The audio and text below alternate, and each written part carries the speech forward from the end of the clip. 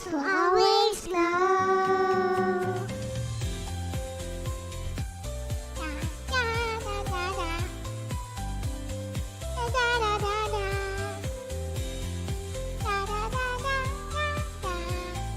Elle-C will always glow.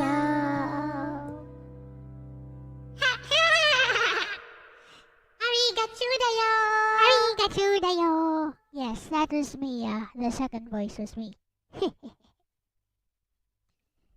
Anyways, hop into the radio room. Alright. Now then, let's see if the orc is ready. Orc says he wants to jump in today.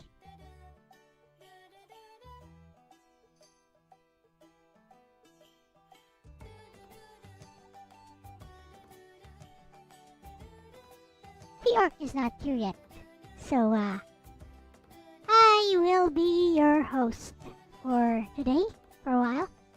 There is something I've been meaning to address for a little bit. It's a misconception. It's a misconception about the concept of show, don't tell. Hello, Ars, welcome. Yes. Show, don't tell is a narrative device. It's a narrative technique, actually, not a device. It's a narrative technique that is designed to evoke particular feelings from the reader. It's a narrative technique used in literature. Hello, orc. So, some time ago, LDP made this statement about anime. He said a particular anime he was watching had spent too much time in exposition, and anime in general spends too much time in exposition. Hello, Dakota Miller. And that there is a concept called show, don't tell when it comes to Western storytelling. So, this, my friends, is a misconception. Show, don't tell is not about avoiding exposition. No. Show, don't tell is about using sensory words and phrases and sentences in order to evoke a particular feeling from the reader without telling the reader directly what kind of feeling you want your reader to feel. That is what show, don't tell is all about. So how do we illustrate this? Let's give this a try. So, for example, tell. Here is a tell type of sentence. I'm not saying this is wrong to do this. Sometimes you may want to do this because for brevity, you may want to do this. You may not want to waste too many words on a particular subject. Okay. So, tell. This is a tell sentence. Elle drank some Mountain Dew from a glass. So, Elle drank some Mountain Dew from a glass. It's all tell. I'm telling you exactly that Elle drank Mountain Dew from a glass. Now, we can transform this tell type of sentence into a show type of sentence. How do we do this? Yes, Mountain Dew.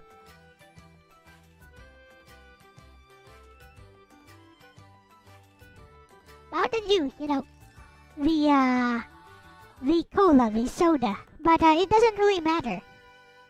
That is irrelevant. You heard me wrong once. Mountain Dew, what?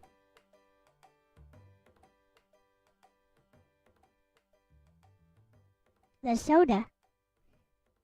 What's the difference?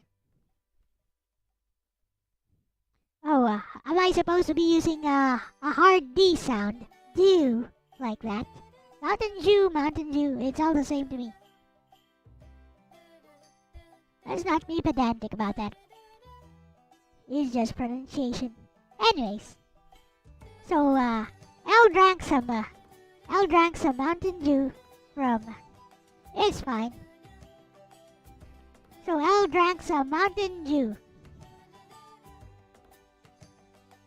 from a bottle.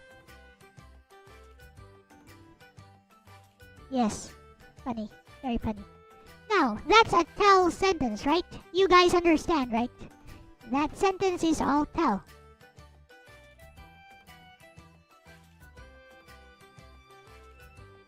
Now then,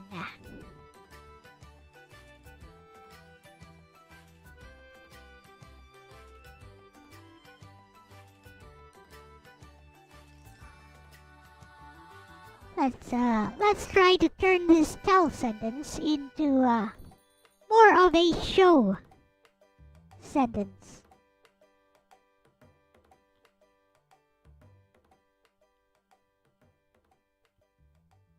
So, how do we do this? Let's think about what is happening at the moment. So Elle drank some Mountain Dew. So there was some clinking. There was the distinct clinking of ice cubes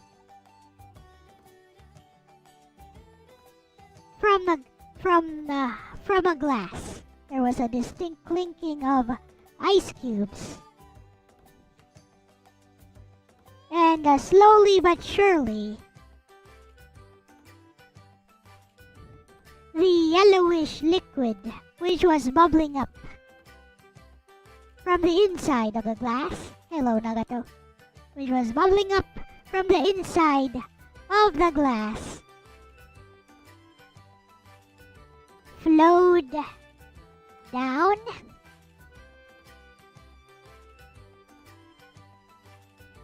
onto her lips, which had been puckered up, but not quite the same as if it was a kiss, in order to sip the sweet, tangy liquid, which had a slight lemony aftertaste and a kick to it.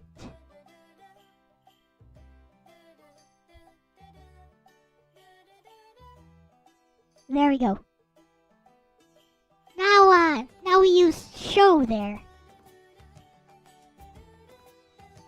You guys get it. Now we use show in order to paint the image of that scene. So that's what show don't tell is all about. Let's have another example.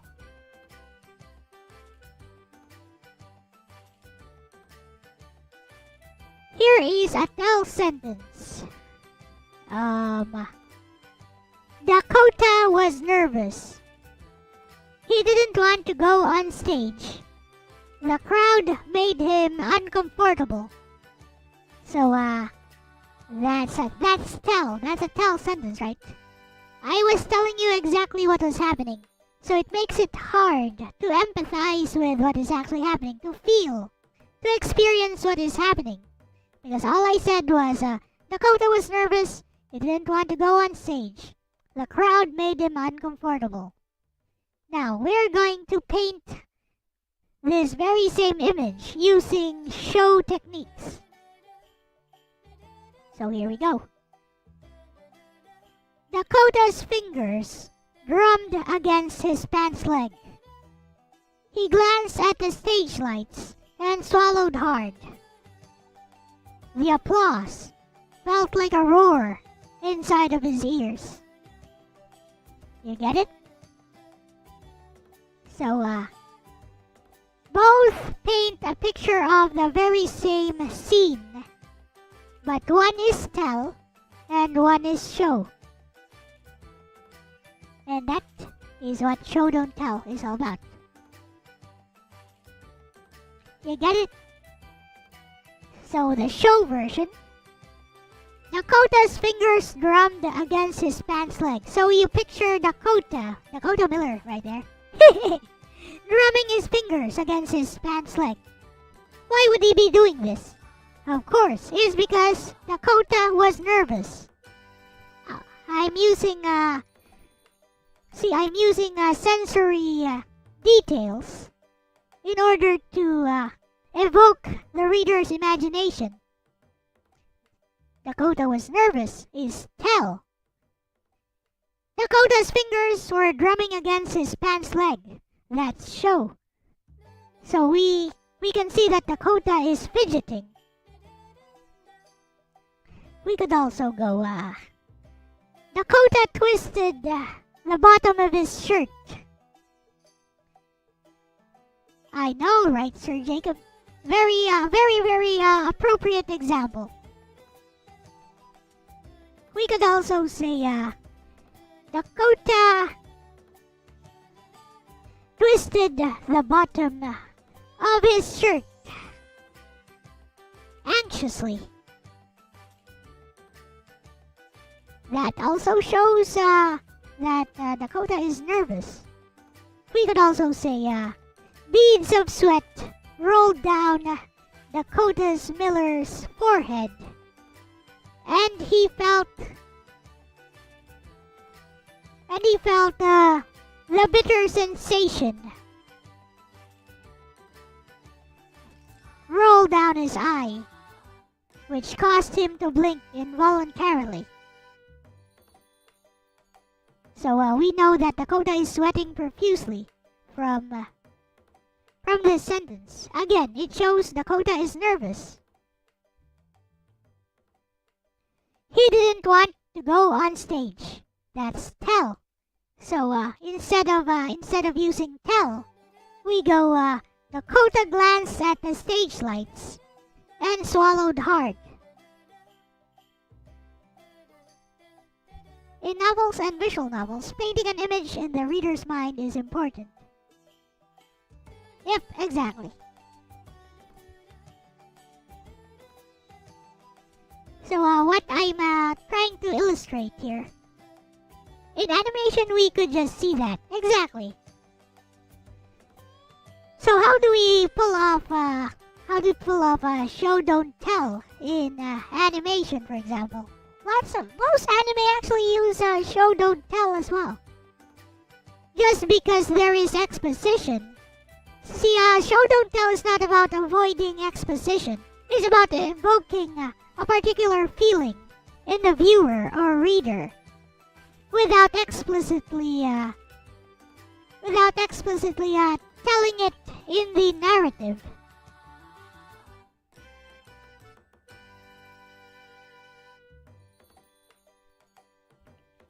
Dakota fumbled the flask in his clammy hands. The bourbon swallowed hard. Yeah, that works. See, that too is show don't tell. That's an excellent example, Sir Jacob. See, this is the difference between show and tell.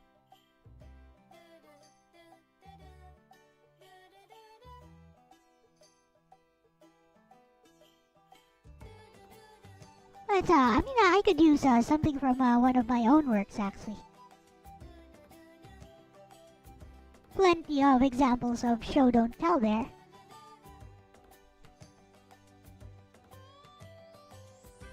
Let's try Rivers of Blood. Here we go. Rivers of Blood is an example of a story that's heavy on show don't tell. Planetarian is sped up in the anime because we don't need to be told what we see because we see it. However, we don't have the emotional tension the VN provided.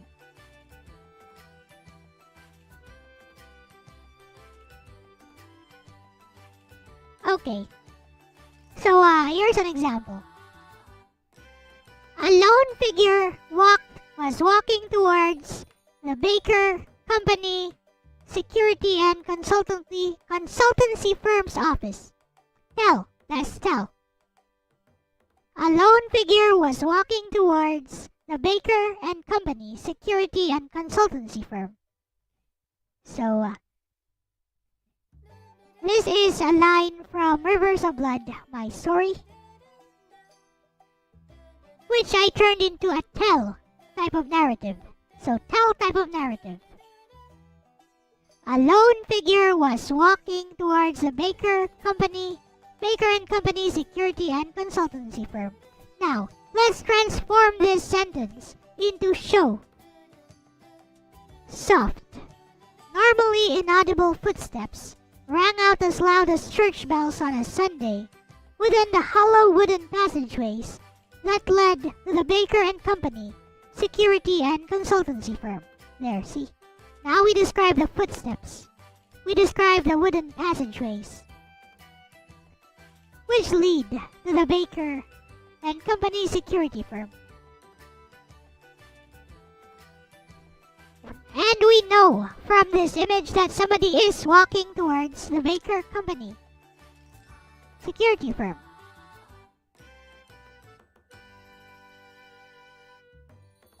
See, that's how show don't tell works.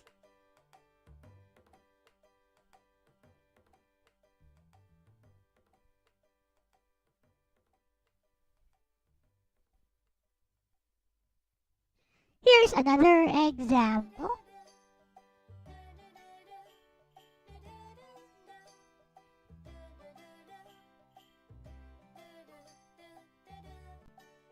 Hearing the Junker's thoughts adds weight to his actions. I'm worried if they had it in the anime, it would feel melodramatic or bloated, slowing everything down. I think the anime works for what it is.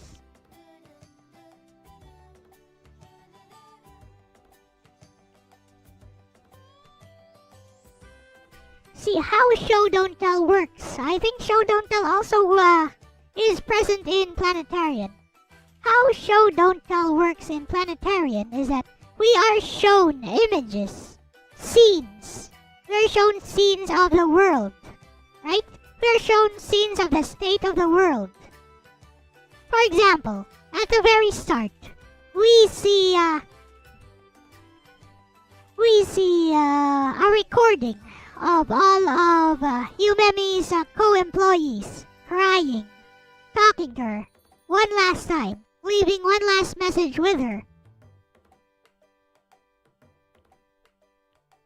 Right? We see this image slowly. Beep bop boo. Hello, ALX404. Welcome. Hello, Aris.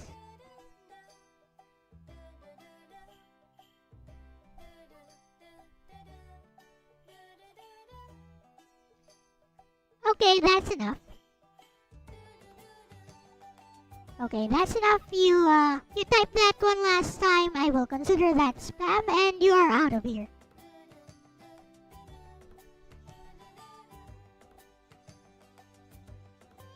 Would you like to introduce yourself? Hello. Welcome.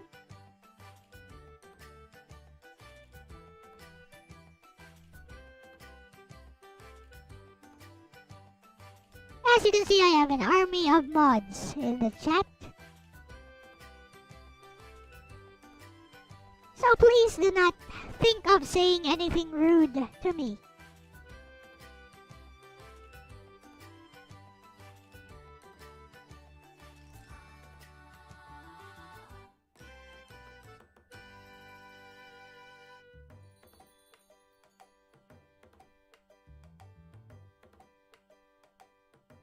Well,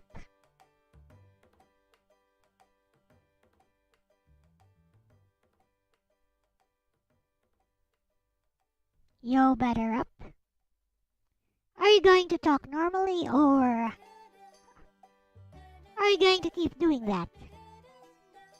You were warned. You're warned. There you go. That's what happens. You don't get smart with me in here.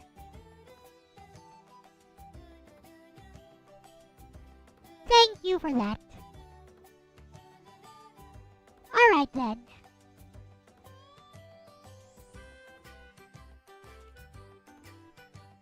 I guess it's time to call the orc in for the other.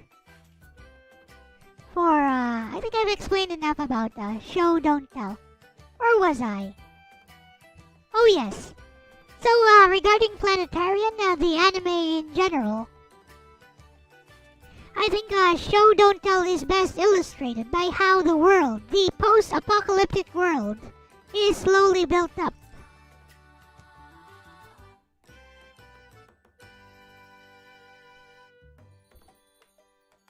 The Junker's internal thoughts aren't being spoken.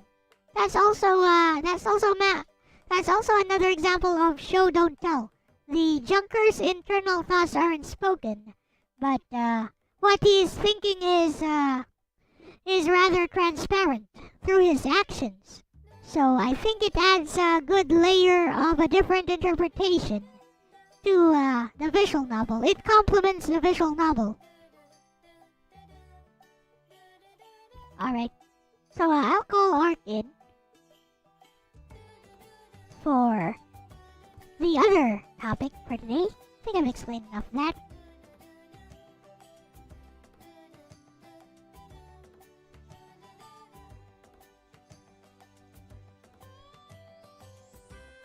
This is our other topic. Alright. I am in the voice chat, Ark.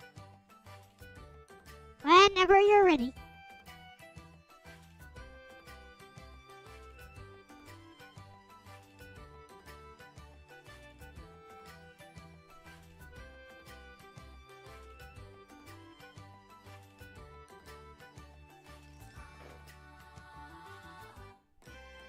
There it Testing. is. Yep, I hear ya. Hello, chat. So, This is our not. I kind of got what you were doing, but I wasn't 100% certain the show don't tell. Now, what I think Logan was saying about the show don't tell was that Logan was saying, you know, they'll have a character go, I have to get my power level up, therefore he'll be using the thing. Well, he's using the Aoken Kokokutu technique. And the Kuruku technique can be used in 50 different styles. But then, you know, that old school. See, no, Logan doesn't watch anime like that. The last one he watched was Death Note. Hey, Sir Leon. Yeah, but that's the shit that I think he was trying to envision. But he hasn't seen those. He's never seen those types of anime. That's an anime trope at this point, LCX. But he's still unaware of those. Because he doesn't watch anime at all. The only one he's watched, as far as I know, is Death Note. Well, even Death Note, I mean, there's a literal thing where he's like, you know, I eat some chips. And I take my hand and I move it to the right hand. Like, I mean, there's an entire scene of that legitimately... That I shall eat a potato chip. I shall take a potato chip and eat it. While writing with a Death Note in my right hand. With my left hand, I will take a potato chip and eat it. Yeah, exactly. But that's what I'm saying. I think... So... I agree with you, though. I don't think that's what he was talking about, because he said there was too much exposition in anime. I think he just misunderstood what show don't tell is all about. It's not about avoiding exposition. It's about using sensory words and phrases and sentences in order to evoke a particular feeling upon the reader or the viewer. Yeah, but that's that exposition that he's talking. Like if he's talking about that, then yes. No, it's not what he's talking about. He's talking about anime takes too long to get to the point because there's too much exposition. Yes, I am seeing that, ALX. Did we not ban you? You still think you're welcome here?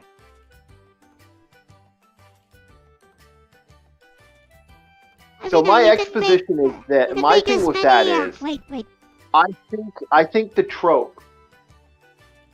Wait. No, yes you were. Anyways, muted banned. Well, do you want to be banned then?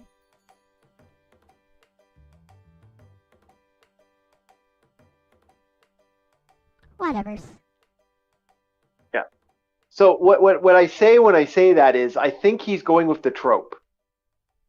Because Logan does use tropes, and on that stems like I like the guy, but there are times in his brain. Sometimes he does the same thing my friend does, where he'll use a lot of tropes and not actually like look into those tropes sometimes.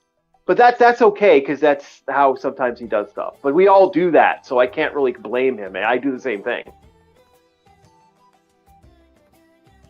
You don't understand why people are doing this. People do this all the time in my streams, actually, Dakota. You just happen to be active during the times when I didn't have too many trolls. I used to get a lot of trolls, like every weekend, usually. Yeah, I haven't seen much trolls on your end lately. It's been very rare, and I rarely get trolls. So I just don't care. Well, I care because I wish to address all of those trolls one by one. Yeah, I know. That's yeah, but I'm kind of one of those guys where I'm like, eh. How will they Like learn their lesson unless you address them directly? The last time I had trolls was on maybe the few times I've had trolls they haven't been too bad, but the troll I had last on my thing when I used to do the X live streams was basically him being a little dink, and I said, well, truly this is what we're talking about, and I just kind of engaged him, and I kept engaging him until he actually started talking. And then that's what I came here to fucking seriously troll you guys, but you guys were actually talking about stuff I'm interested in, so I decided to stop and actually have a conversation. Yeah, that's nice. Oh, Twitch is worse than YouTube. Twitch, there's been a couple times where all I had was a guy fucking blowing a horn the entire time, where we just like, that ain't trolling at that point, that's just someone being a dink. And yeah, I just banned those guys. But yeah, Twitch and Twitter were absolutely evil for that stuff back in the day. Like I quit Twitter because it's a terrorist organization. I mean, I quit Twitch because it's a terrorist organization. I'm still part of X. Okay. Yeah. So anyways, let's move on to the next topic. Okay. Here is another bold claim by Logan. Batman is just a rich guy in a suit. Discuss. Okay. All right. So that. Well, we'll see. Here's what got my trigger. Here's what got my panties in a bunch when you said that to me. I was like, okay, that's fine. He thinks that, haha. But then it's like, yeah, he said you'd agree with that. I went, excuse me? Yep, he said you agreed to that.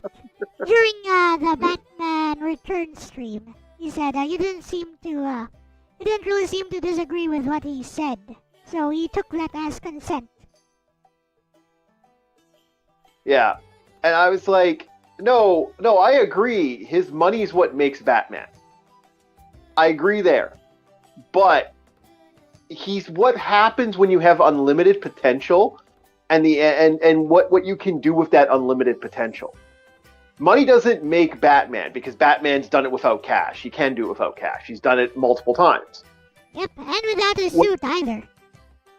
Yeah, without his suit either. Well, if you want to look at a good example of that, look at the beefcake that is absolute Batman, or as my friend likes to call him, Batman who lifts. Yeah, but that's an alternate universe Batman. Like a regular Bruce Wayne, Batman is still Batman without the suit, without the money. Mm-hmm. Yeah. Like I think that's one thing that people tend to misunderstand about Bruce Wayne Batman. Like they tend to think that Batman is the alter ego, and He's in actuality Bruce Wayne. But inside of his head, that is not the truth. Because inside of his head, he is Batman. And Bruce Wayne is the alter ego. It's a reverse.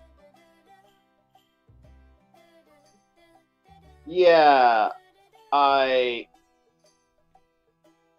it's right there. It's right there in the comics, in the source material. Yeah, no, the man took 15 years of okay, the training shifts, but when he left out on his own, he was 19. He took 10 years of serious training to become Batman. And then it switched to 15 years. Batman, in the comics, when Batman becomes officially Batman, he should be around 30, according to the time. Now, some people, they change the age, they make him 25, they fuck around with that. But this is like hard R training, from what I heard, from what I saw. I mean, it doesn't matter what the specifics are, because it could change a lot depending on the author. What really matters here, as far as this discussion goes, is that Batman is not just a rich guy in a suit. Yeah. No, he's not. He's a man of dedicated training. And again, the biggest thing about Batman is because he became the problem with Batman, the biggest issue with him is that to do what he had to do, he'd have to have the money, the equity, and the thing to do that. So you can say, yes, Batman, the money made Batman, but equally, the money isn't just Batman. Like, the man made Batman. This is when we bring in the alternate universe versions of Batman. Yeah, that did it without money. Yeah, that's when you just proved that point. Yeah. Exactly. But whether he got there using his riches or not, what matters is that the current Batman, even the vanilla Bruce Wayne Batman, is not a regular human being. He's not somebody you can just become just because you're rich. He's not somebody you can become just because you have his armor. You have his suit. Yeah, you can't be Batman just by doing that. No. With the right capital, like the joke that came from a well-known Big Bang Theory joke. With the right capital and stuff, I could be Batman. It's like, you can't be Batman. I'm Batman. See? I'm Batman. You can be Batman. That Sheldon Cooper said that, and it's like, no, like, the thing is that sheer dedication to it. Correct. Like, the man, like, I couldn't do it. I know my ass would be like, oh, fuck no. Oh, hell no. My life ain't that good. Like, you have to put, like, years of training to get that off the ground. Batman is willpower, exactly. He's willpower personified. Yeah. Yep. This is why, like, whenever he's gotten a ring, it's like, it's willpower. Well, they proved that in other Elseworlds Batman. Yeah. When Batman got a ring, the most powerful fucking Green Lantern in existence, because sheer willpower.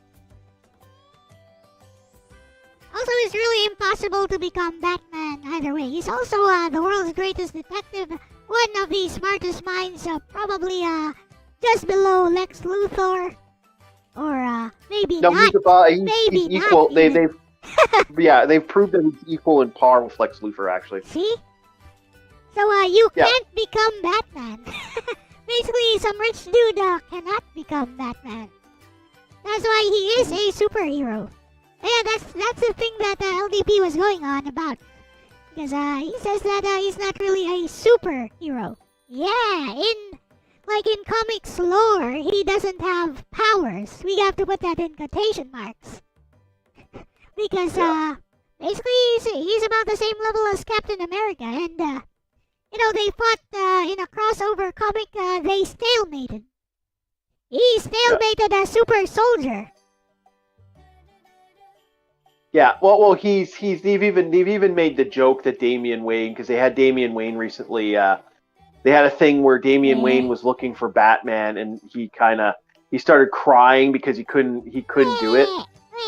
And Diana said, you don't understand what it's like to be his son, and Diana said, I know what it's like. I'm the son of a god. I'm the child of a god too, or something like that. I saw that in the animation, actually. I don't know, was it the Injustice animation? I don't know, I saw that. Mm-hmm. Actually, I saw that, yeah. Like that particular scene, I'm pretty sure I saw that. Yeah, and that's kind of what we're saying with Batman. He's kind of fucking too broken in a lot of ways. Like this is why a lot of people don't like Batman. Yeah. I mean, and you also can't become, on that note, you also can't become someone like Dick Grayson just because somebody like Batman trained you. It doesn't mean that then now you're going to become somebody like Dick Grayson, like Nightwing. Yep. Because basically he's an equal to Batman. Yeah. That's dedication and watching your mentor bang a hot chick. Sorry, I had to make jokes of that awful comic book where Batman banged Black Canary and he watched. Also Robin getting a hard on when he's next to Batgirl while climbing through. That was an awful. You know what? Maybe you should stop wearing that skin tight suit. Yeah. Okay. Can I be honest? I really do hate that they do that to certain superheroes. Like, I mean, Nightwing's not exactly the greatest superhero of all time, but it's I like him. I do too.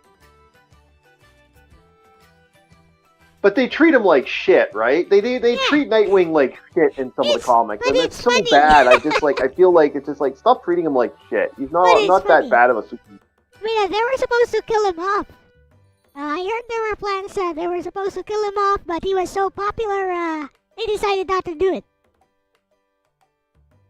They did kill one of the Robins off. You mean the one who got killed accidentally? No, he got murdered. He died. He actually died. I can't remember who he. That was not Dick Grayson. Was that Tim Drake? Was that Tim Drake? I don't know in chat. I can't remember which Robin. There's like 4 of them. Oh, Tim Drake Robin is the one who died. Yeah. I think it was Tim Drake. I might be wrong. I may have my Robins wrong. I'm thinking it's Tim. For some reason, Tim Drake is popping in my head. The Robin who died to the Joker. Jason Scott. That's Jason Todd. Jason Todd. That's what it was. Yeah. Jason Todd. Yep. That's who got murdered. Yep. Jason Todd got murdered because he. What happened was they had a thing to kill Batman. This was a big thing. We're going to kill Batman. And it was this huge thing. They're going to have a Robin kill. And they had a phone thing to see if Robin would live or die. Well, he didn't die anyways. Yeah. I mean, they revived him. They did revive him after. But the reason they revived him was 2 reasons. Apparently, someone who didn't like that Robin murdered him. Actually cheated the phone lines and fucked with the phone lines so that there were like 50,000 votes for that one character. Exactly. Yeah. That Robin became Red Hood. And he's alive and well. They put him in a Lazarus pit. Yep. Yeah, that Robin hates. That Robin's a killer. He actually, because he got beat up with a crowbar, he keeps a crowbar as a weapon. That's like his secondary backup weapon that he likes to carry on him to kind of like, show in people's face. He's also addicted to venom. He's got a permanent strength increase because he I did not know that he uses venom. I didn't know that he uses venom. Can you repeat, LCX? Sometimes you cut in and out. I'm on weird times. I said I didn't know that he uses venom. He did use venom on and off. What happened with that is he used a refined version of venom. And it's a super refined version. But the problem is they start giving him a permanent stat increase. Also, he's got some weird, fucked up PTSD. He goes into like berserk rages. Like he kind of just lose his mind and go completely ass insane. I'd say he's actually more of an anti-villain than an actual villain. Like you want somebody from the Bat family who is actually kind of cray-cray. There's Azrael. Yeah. But Azrael isn't really part of the Bat family. He was Batman for a while. He was Batman for a while. Yeah, he was, but he's no longer Batman, and he's been off the Batman list for a long time. Because he's dead now. No, he's Anarchy. That's the character's name now. He's Hey, Yasuke. You beat Batman Arkham like 2 days ago. It's cool. Reminds you of Batman Vengeance in GameCube, Nintendo. Mm-hmm. Yep. I tried playing that once or twice. It gave me motion sickness for some reason, but I actually played that a long time ago on PC. It did not give me motion sickness. Nowadays, because it uses like keyboard and mouse controls, the mouse moves way too fast, and I don't know why. Well, that's weird. It's like I move it a little bit, it shifts your entire POV around, and I'm like, ooh, it's killing me. That's odd. Yeah. Yep. You can adjust it, but it's finicky. It's finicky as fuck. I don't know why it happened to you. Can you hold on 1 sec, Elle-C? Someone's at my door. I'll be right back. I think it's tied to the Windows settings, yes. Now, I would like to be able to play that actually with a controller, but, yeah, Batman Arkham Asylum doesn't seem to like DS4s.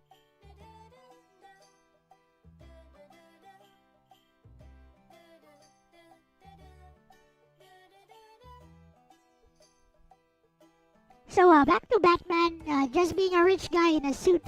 That guy once dug himself out of the ground. After like, I don't know, was it 3 days? He dug himself... 2 days. 2 days. Yeah, he dug himself out of the ground. Yeah. Well, okay, that's the thing with him. He's super, like, he's exceptionally trained. Like, that's his thing.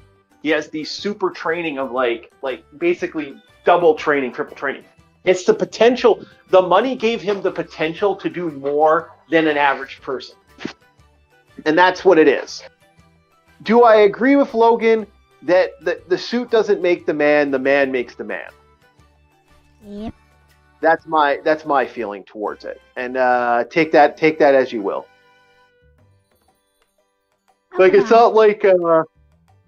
not like frickin' Blue Beetle where the suit does make the man. He died. He did. He got eaten. Yeah.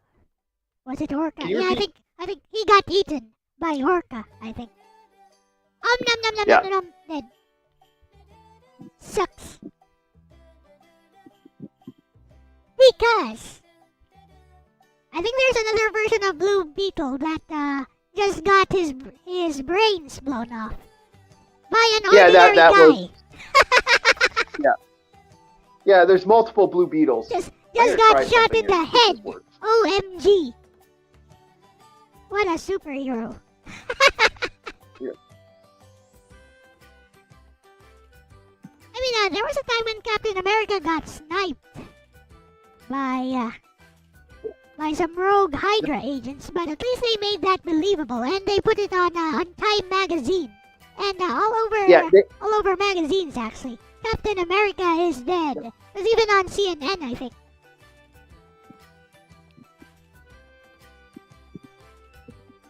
You remember that, or? Oh, they did. Yeah, I do. That was Civil War. Yep, it was. I fucking hated that. I fucking hated that so much. I hated everything about Civil War. You did not like it? I really did. And it pissed me right off as a person. Because for me, Civil War is one of the stupidest ideas. Like, it's an idea that should have been done decades ago.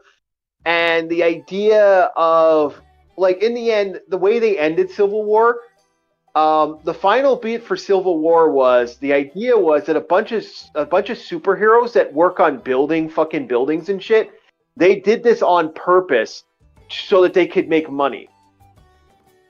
And I'm like, no, fuck off. But it made headlines all over the world. Yep. I know. I can't.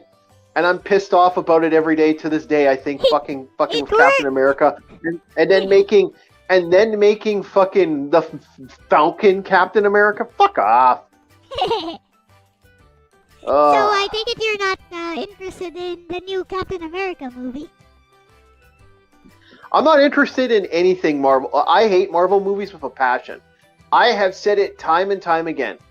The problem with Marvel movies is you got a company that they'll purposely push the movie narrative than the actual comic narrative and the stories of the comic.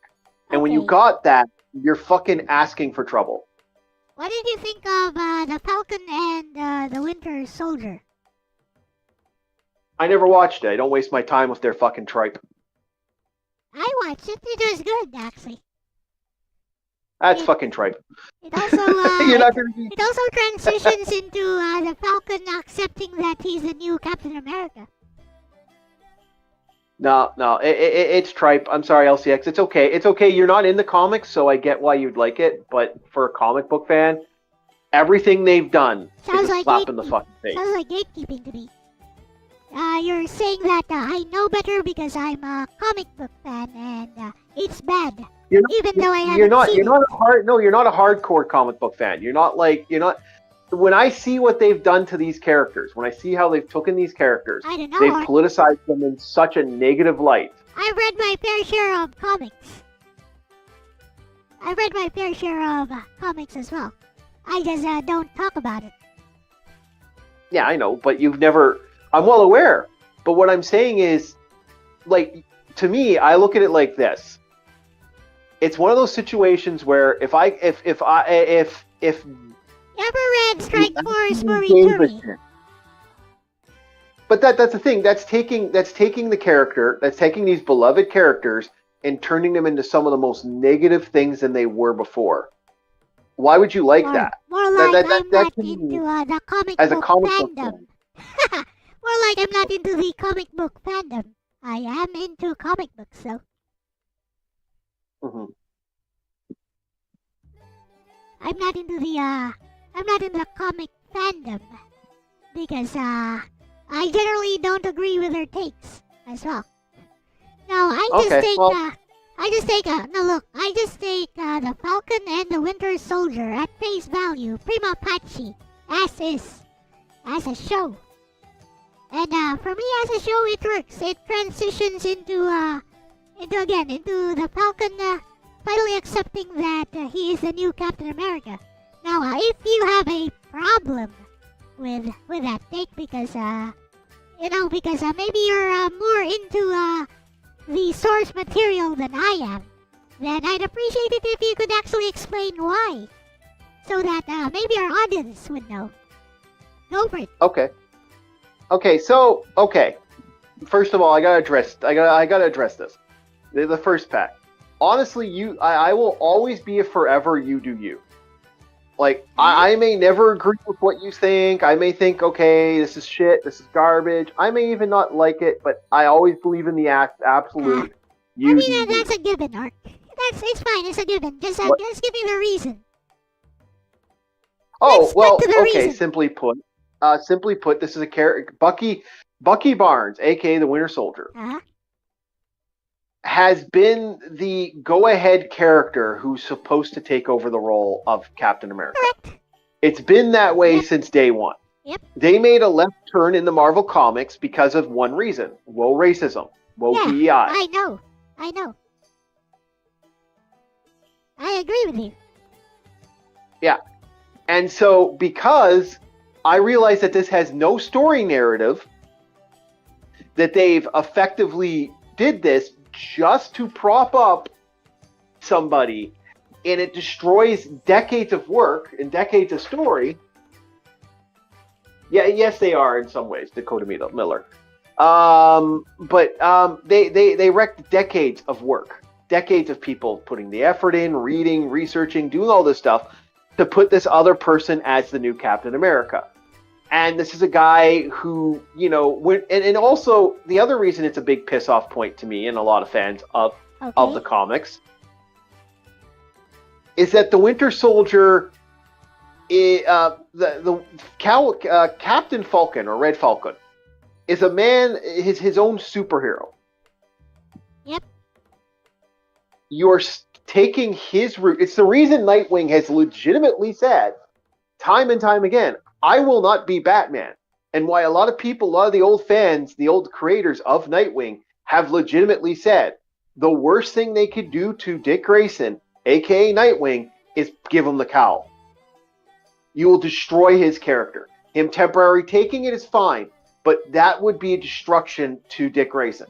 You lose the character of Batman by doing that. The truth is, when Batman finally bites the fucking dust, which they're gonna do eventually. I know it's coming. I mean, he's already died once. They keep reviving him. What? He's already died once. They keep reviving him anyways. He's died multiple times. I'm well aware, but what I'm saying is, when Bruce Wayne finally bows out, like they did for Wolverine for a while, it worked to have X-23 become the new Wolverine. Honestly, not Jason Todd, Tim Drake should be the new Batman. The character really doesn't have a parents, doesn't like they keep gayifying him a little bit, which is a little odd to make a guy who, you know, all of a sudden. But I think if they really wanted to make the next Batman, it's either going to be his son or it's going to be the new one. You can't really play this. Passing the torch is horrible. Passing the torch is Terry McGinnis. Actually, yes. And it would tie in with the Batman, whatever it is, 2040, whatever's lore. Terry McGinnis. Yes, Terry McGinnis was a great Batman. Terry McGinnis, I think, is a good Batman. I think he's a better Batman than most. But that would be, but if you're to do Batman modern comics, there we go, Batman Beyond. That's the way you go about doing it. Because Terry McGinnis isn't even in the radar right now. So, anyways, let's get back to the Falcon and the Winter Soldier. What did you not like about it? You're not. Okay, I get it. You are against the concept itself of turning the Falcon into Captain America. Oh no, I'd like to continue on. I'm against the concept of using these comic stories, these epic stories, and politicizing them and using modern day politicalism in a way that even for comic standards. Remember, people say comics haven't been political. There's literal supervillains based off actual narcotics.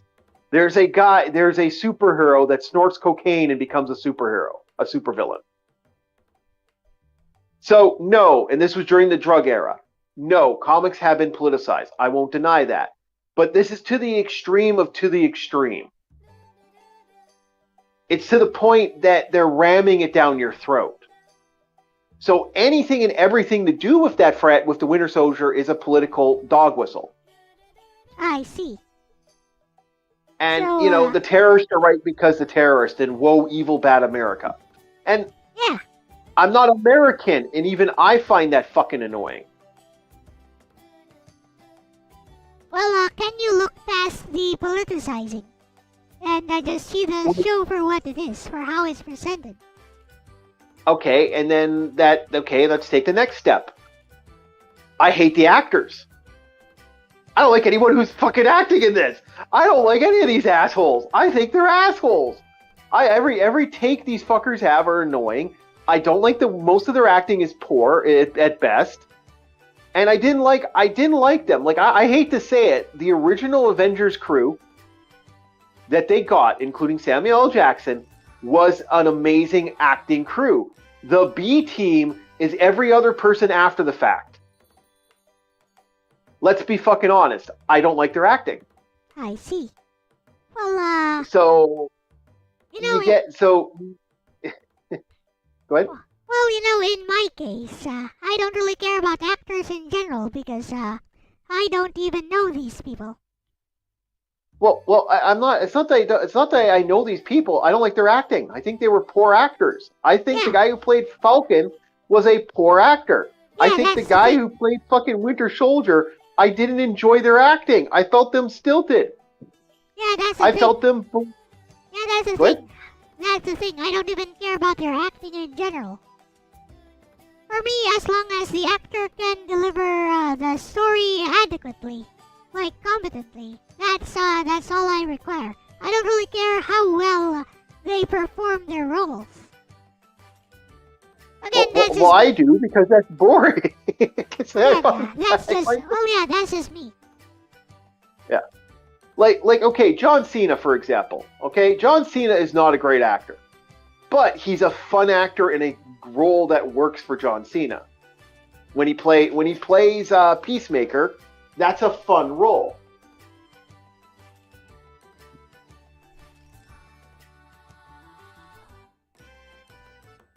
So to me, if you're going to do a character like that, and you're going to give me this kind of this energy, and wonder why I don't like the character, that's why I don't like these characters. I think they're garbage. So that's why I've lost interest in the Winter Soldier, and I have no interest in the new Captain Falcon.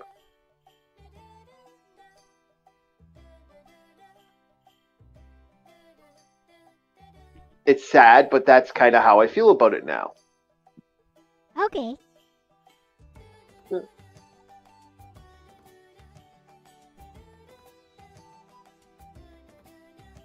So yeah, and like I said, you do you. Like if you're looking for just a TV show, something fun to watch on your side, okay, I could see why you'd watch that. Me, I'm like, eh. The only one I didn't mind actually was the X-Men 98. I didn't mind that. There's actually the one time that I felt like they did a good job. Now I think you didn't like X-Men 98. Wasn't that the one you didn't like, LCX? I didn't say I didn't like it. I just stopped watching it because I got tired of waiting for new episodes. That's all. Oh, okay. Well, it's here. It's good. Yeah, I don't have a surprisingly better subscription. than I thought. I don't have a subscription to Disney Plus anymore. Oh, yeah. I don't have a subscription to Disney Plus at all, so I kind of yo ho fiddly dee da da da da da da da. If I can, I try to avoid piracy, actually. Besides, I don't really have much time to watch those shows with all the streams that I lurk in, like every single day. I don't really have much time to watch those shows because I watch my friends stream. Yeah. Yeah, I know. I see you pop in on occasion. I do appreciate that. It helps out. That helps the engagement. That's why I legitimately one of my tablets is just dedicated to helping people with their stream, watching their streams. So, anyways, I guess I'd like to explain how I view different shows. In order to avoid bias, like even if I know the politics behind that, I actually try to avoid like developer drama and actor drama. I try to avoid those. So if I feel like watching something and I took the time to watch it, I use two classical concepts when watching. One, res ipsa loquitur. Let the thing speak for itself. And the second is ars gratia artis. So art for art's sake. So I take the thing as it is presented without looking at the developer drama. Because that's deconstruction. That's literary deconstruction. You're looking at how it was made. You're looking at the writers behind it. You're looking at the actors, the production. That's legit. That's a legit literary criticism or literary critique technique called literary deconstruction.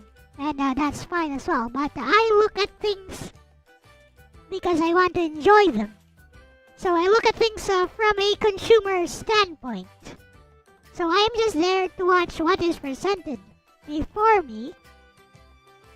And not any of the developer drama or actor drama or whatever development drama or fandom drama that follows it. Which I would say allows me to enjoy those things a lot more. So yep. Well, if it's not for the Flophouse, I usually like to look at stuff just to look at stuff. I don't really care to incorporate what it is. For the Flophouse, however, I will critique something down to the minute amount. The reason I do that for the Flophouse is because I'm giving an honest opinion of the thing that I'm watching on the Flophouse. So if there's, say, political bullshit in the background, like this guy is saying, L's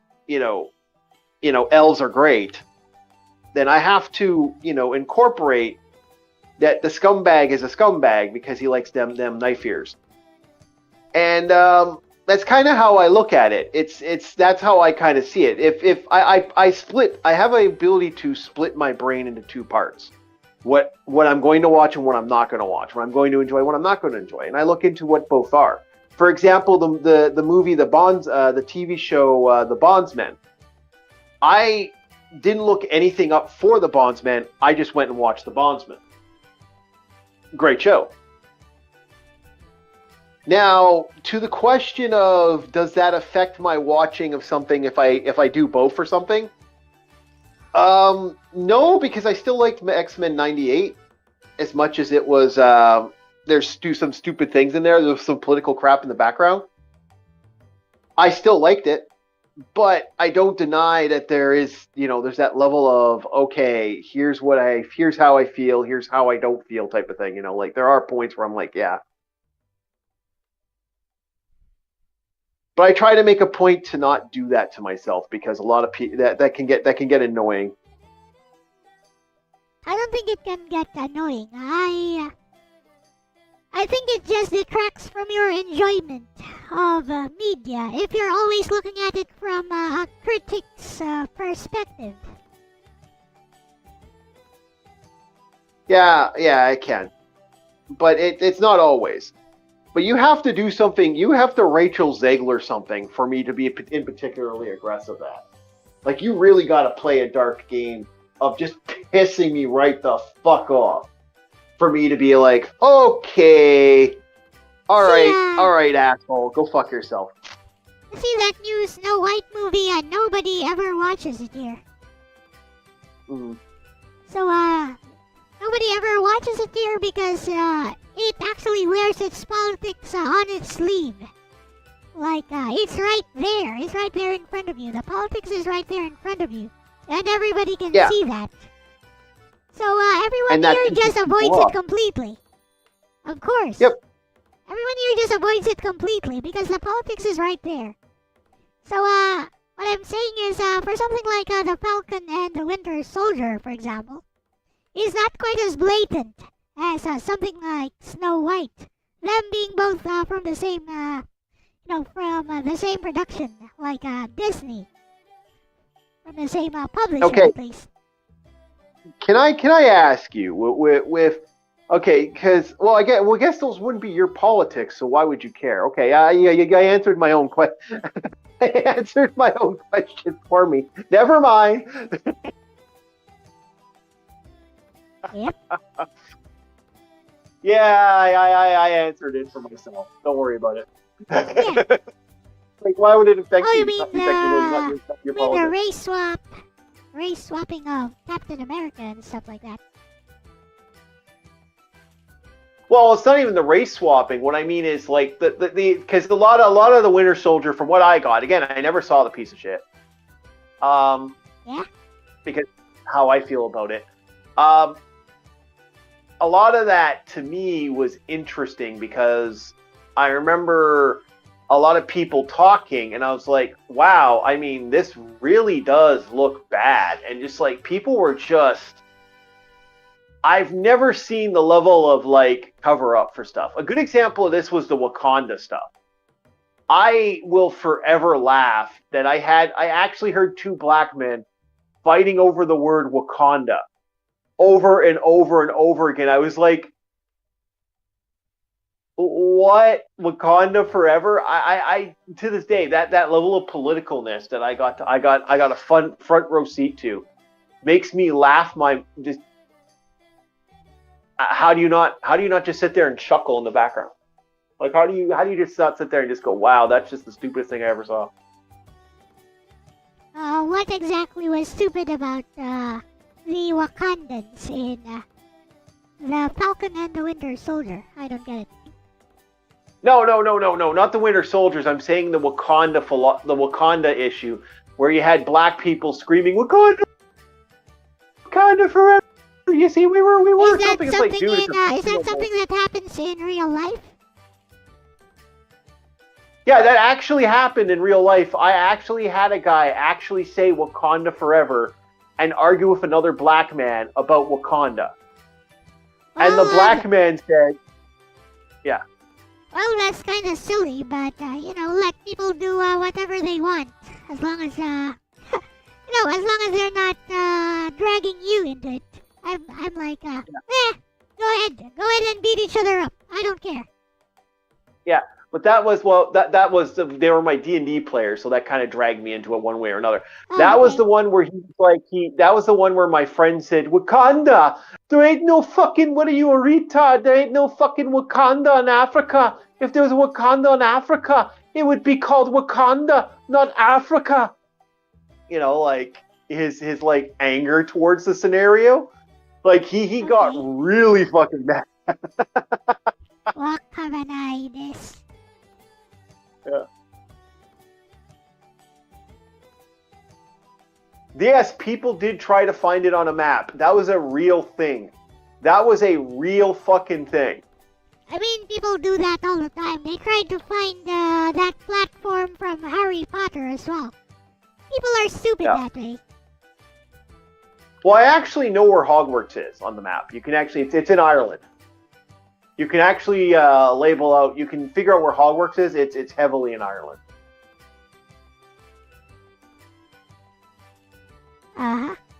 But, they were trying to find that particular crane platform that leads to the secret magical Hogwarts. Is what I was talking about.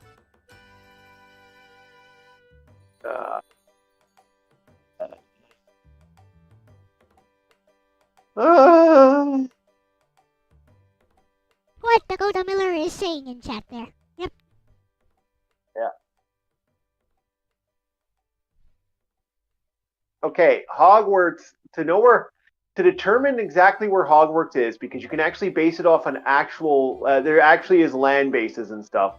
Well, it's technically, a majority of it was in New Zealand. That's where they shot a lot of it. But the mapping and the environment would be found in it's Ireland was another place they shot. So you could determine by playing Hogwarts Legacy that this is heavily in a part of Ireland.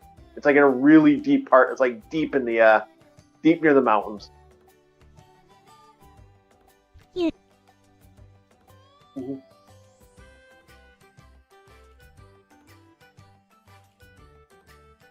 I shouldn't say too much. I don't want you mudbloods finding out where it is.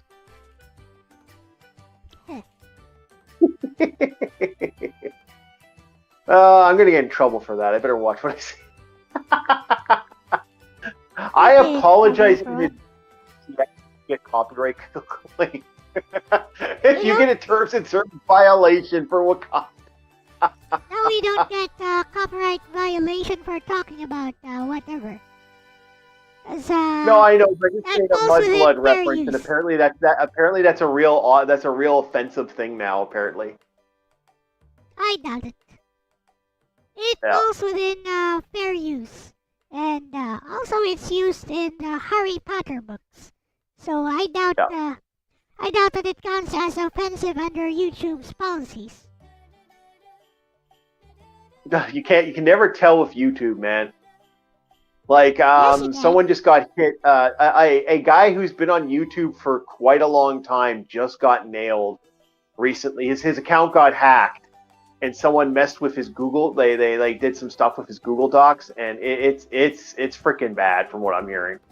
Well, He that might has lose. nothing to do with YouTube's policies. That's just a hacker. Yeah. But I've heard of people getting hit for a lot less. Like I got copyrighted strike because I said Mickey Mouse sacrifices children to the dark god Raliel and the great god Cthulhu. Well, for I got that one, repeated it's more about the copyright claims. violence, isn't it? It's more about YouTube probably said that you were soliciting violence. No, actually, I just constantly got copyright claim. They actually didn't give me an actual valid reason for it. Well, copyright claims happen all the time, though. And they don't really affect the status of your channel. No, this affected my status because I was saying those terms and violations, all this other stuff. It was really wild what they tried to do to me when with my previous channel. You know, there's two types of claims in general. Copyright claims, you can get as many of those as you can. It just means that the copyright owner will either prevent you from keeping that video that you have or that stream that you have, or will share revenue with you for that stream or video that you have. Will monetize it. Now. Yeah, it got 20. I got 20 copyright. I got just repeat copyright claims, and then I started getting strikes. It was bad, LCX. It was one of the worst things. But it's like I said, it was right after the video I did the, you're going to sacrifice those children to the dark god Raliel. We got to get them believing in the fake causes that exist in this world. All should suffer. Let me just clarify. What? Sure. Let me just clarify this though. There's two types of claims. So a copyright claim will not affect your channel at all. Now, a community guideline strike is actually violative of YouTube's policies that will affect your channel. So the first one, you will get suspended from streaming activities or even uploading for a week. Second time, you will get your channel deleted. Now, I have had a community guideline strike before. Mm-hmm. Same here. It was during my Free Space 2 stream. So I was playing some Free Space 2, but I had an Outtalk segment wherein I talked about COVID-19 and how it was handled here in the Philippines. Now, the community guideline strike said that I was encouraging people not to get vaccinated. So, what did I do? Why, I challenged that notion, of course. I was like, okay, go ahead. Go ahead and tell me where exactly I said that people should not get vaccinated against COVID-19. In fact, I was saying the complete opposite of that. I was actually saying the complete opposite of that. So, where the fudge do you think? Yeah, I really put that there in my reply, in my email. Where the fudge do you think that I actually violated your policies here? Please have a human being, actually look through the entire video and tell me that I'm wrong. So, same day, a few hours later, community guideline strike removed. Easy. Yeah, I got hit for some the Cthulhu stuff. Was mainly the Cthulhu jokes and the other jokes. Fight for your right. See ya. Yeah. I had a Kermit the Frog selling drugs. That one got me in trouble. I had that sitcom. I was like, you know what? Let me get the Kermit the Frog here. Okay. So, hi guys, I'm Kermit the Frog. You want some meth?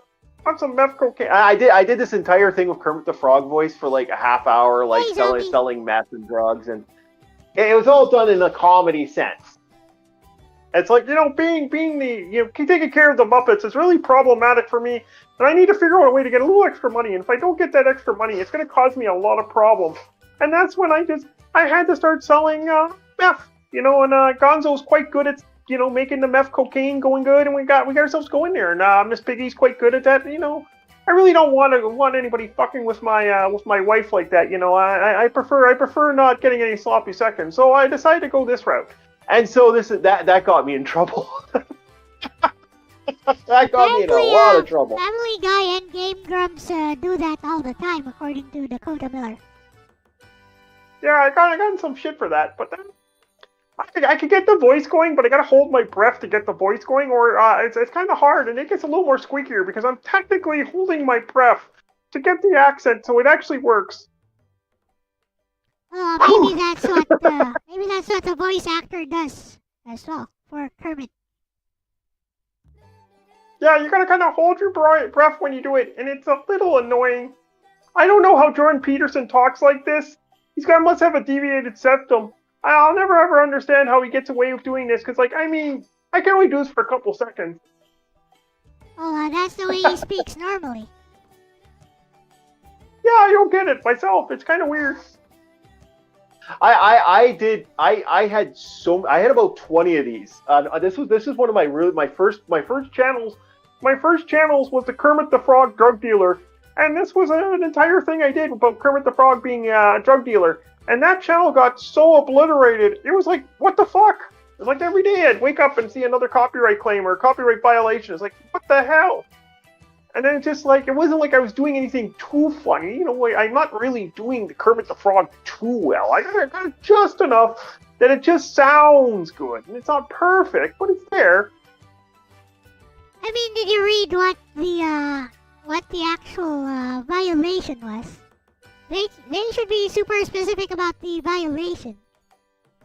I actually don't know what the violation was because it's been so long since I looked at the original violation, so I'm not 100% sure what it was anymore. See, that's the thing with me. When they gave me a community guideline strike, they told me specifically what my violation was. That's why I was like, okay, I challenge whoever flagged this. I challenge your judgment. And of course they lifted the community guideline strike because I was correct. See, I actually don't remember anymore. The one of them I do remember was like, what the hell? What was one of them? I'm trying to remember now. It's been a while. See, if you know that what you are doing is actually correct and morally just, like some people like to put it, challenge it. Fight for it. Fight to the death for it, because you are correct. Yeah, it became something I didn't do a lot of, and I left that alone. I'm gonna take a drink of coffee because that was a little rough on my voice. Drink some tea instead. Drink tea, not coffee. Yeah, I did like it, and I did a lot. Like I could do a Kermit the Frog, I could do a Fozzie Bear, or Naka Naka Naka. But like my Fozzie Bear sounds very similar to Kermit the Frog. I have a hard time doing that, and I used to, like I said, I used to do a lot of voice acting when I was a kid. It's like that was just like my thing. And so when I started my first YouTube channel, it was all just parody shit.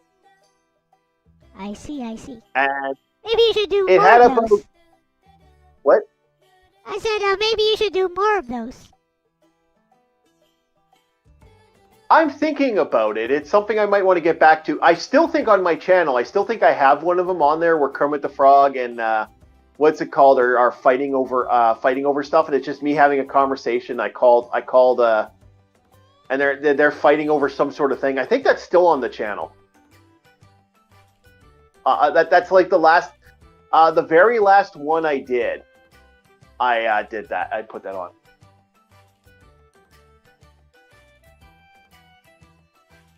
Yeah. it's kind of funny that I did do that and I screwed around with that. It was fun, but you know, I don't.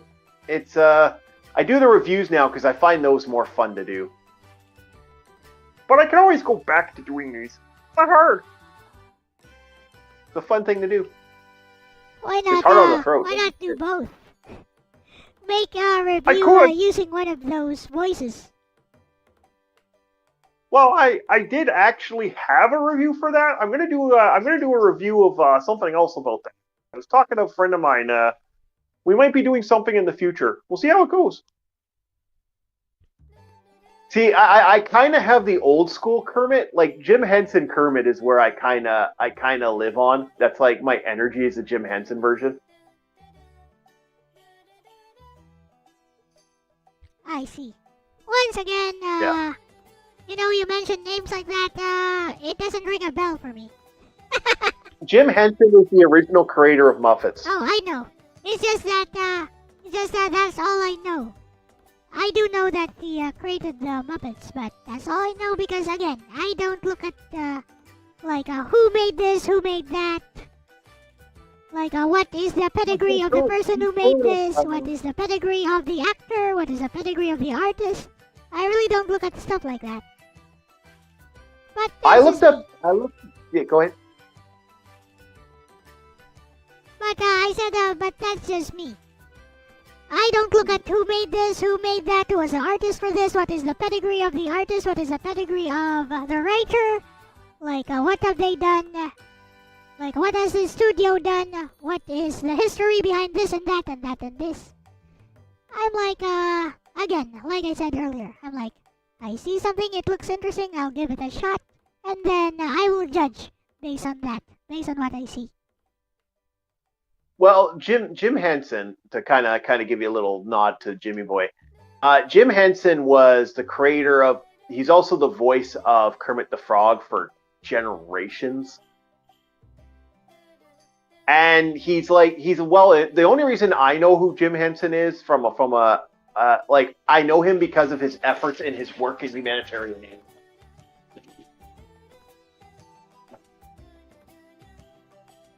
I see. You know, I kind of look at it the same way as branding. Yeah. He's a humanitarian. He's very, very, very into doing stuff that anybody. He was innovative too because he's one of the few guys that believed in that he would actually do his puppet shows. And Fraggle Rock is a good example. Fraggle Rock ended up everywhere because Jim Henson put the effort in to make sure it ended up everywhere. Jim Henson made it that he wanted kids to have stuff that was real. He's also the reason he's also the reason that we didn't lose the movie The Witches. The famous movie Witches of Eastwick, which has the kid getting turned into a mouse and shit, and they that movie wouldn't exist if it wasn't for Jim Henson. Cerulean says, wasn't his final work for the first TMNT movie? Yes, that was some of his final work. He's an amazing, amazing man, and I respected him. And a lot of people who worked with him have said over the years they hate what Disney's done with the Muppets. He would have hated it. He held out. He refused to sell to them.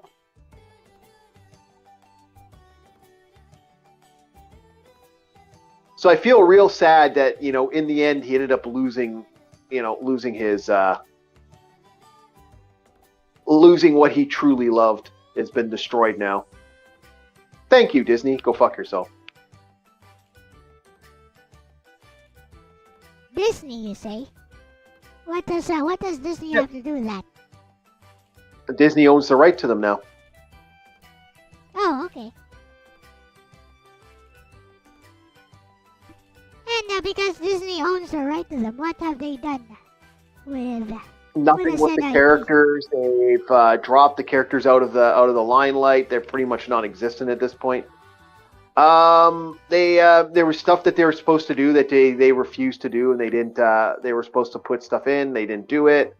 A lot of stuff they just kind of fucking were supposed to okay. There were stuff that Jim Henson's group was supposed to be able to do now and they weren't allowed to. They basically were blacklisted from doing it. It's put the Muppets on hiatus. Like the Muppets are permanently kind of stuck now. And there was all these plans to continue the Muppet stuff. There was like a lot more stuff they were going to do with the Muppets. A lot more things are supposed to be going on, and it's never going to happen now because they've made the decision that Disney doesn't want them. Disney wants Star Wars. Disney wants this. Disney wants that. It was a lot like they technically don't even like. They're supposed to be. They're supposed to have more to do with stuff, and their company is basically sitting in limbo in a lot of ways. I see. Yeah. Any reason? So that's why. So any reason for this? That they haven't touched the IP. I have no idea what's going on with. If you can explain to me what the fuck Disney's doing in the last 20 years, LCX, I would have most appreciated, because to me it doesn't make a lick of sense. Like my only explanation is that someone is telling them this is a good thing to do and they're doing it, or there's some real money, that there's something going on in the background that we just don't know about, and we won't find out until 20 years from now. Like I guarantee you that one day there'll be some document release and be like, oh, this happened, that happened, this happened, and then we'll be like, oh, okay, so this was bullshit. I mean, they've acquired multiple IPs. And they're basically one of the biggest entertainment companies right now. It's a monopoly. Yeah, I know. It's an illegal monopoly. Yeah. So what exactly is wrong with what they're doing? Well, for the fact they're an illegal monopoly, that goes right there. Oh, well, from a corporate standpoint, that's actually very beneficial for them. Yes, I know, unfortunately. But they are an illegal monopoly, and they need to be, I hate to say it, Disney should be completely fucking torn apart by law and split into multiple sectors. That's what should happen to Disney.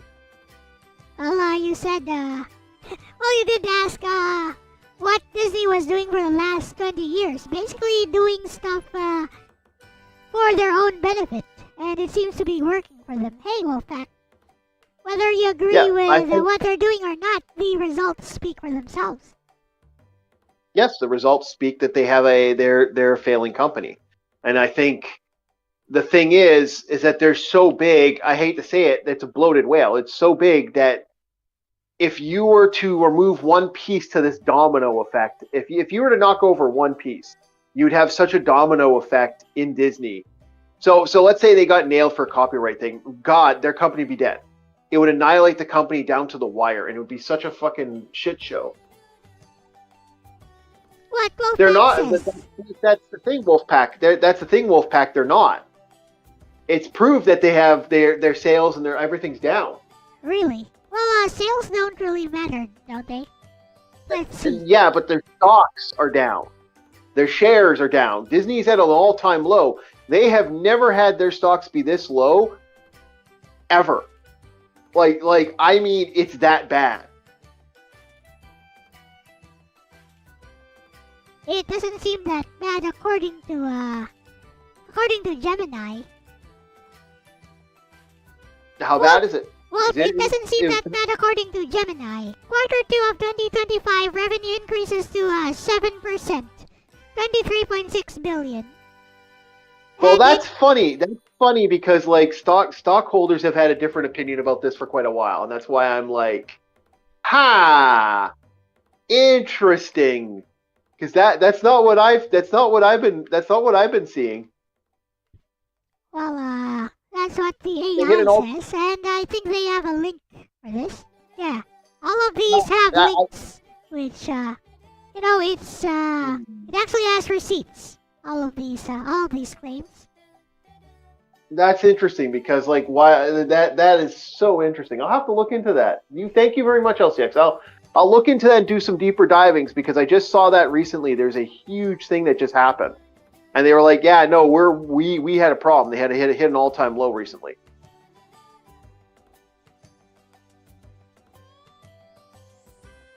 How interesting. Yeah, apparently, in quarter 2 of 2025, they actually have a 7% increase in revenue. Okay, that's weird because they had a huge drop off like not too long ago. That's what's making me kind of laugh. 630 million on 4 movies last year. Loss. They had a loss, right? Yeah, $630 million. Loss. Yep. Now, how the hell is their stocks up? I have no idea. I don't even watch this kind of stuff. That's what I'm saying. That's what I'm saying. This is bullshit. That's why I'm saying that's a lie. It's a lie. I think it's a lie. I think the AI is being fed nonsense. This comes from Forbes. Forbes.com. Yeah, I don't believe that because that doesn't make sense. They lose more money. They've lost more money. In the last freaking 6 years, they have freaking had more sales. Yeah, they have been talking about they cook the books. Oh yeah, I believe for a damn fact. There's been rumors of them cooking the books for a while. I think the other reason Disney has been buying properties is to incur like a windfall game. It's the same reason why some companies will purposely do a purchase of something just so that they can fucking keep their values up. So they'll keep buying something even though it's it's going to kill their company. Good example is there's quite a few video game companies that did this over the years.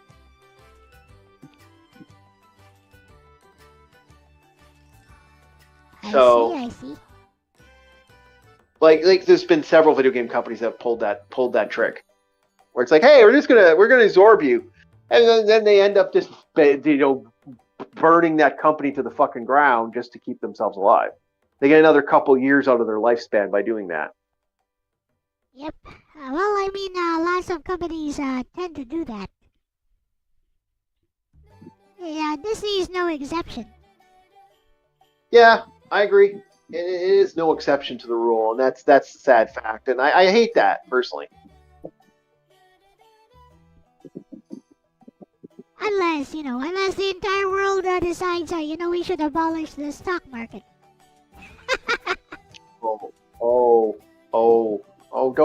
Don't do that to me, LCX. You made me happy.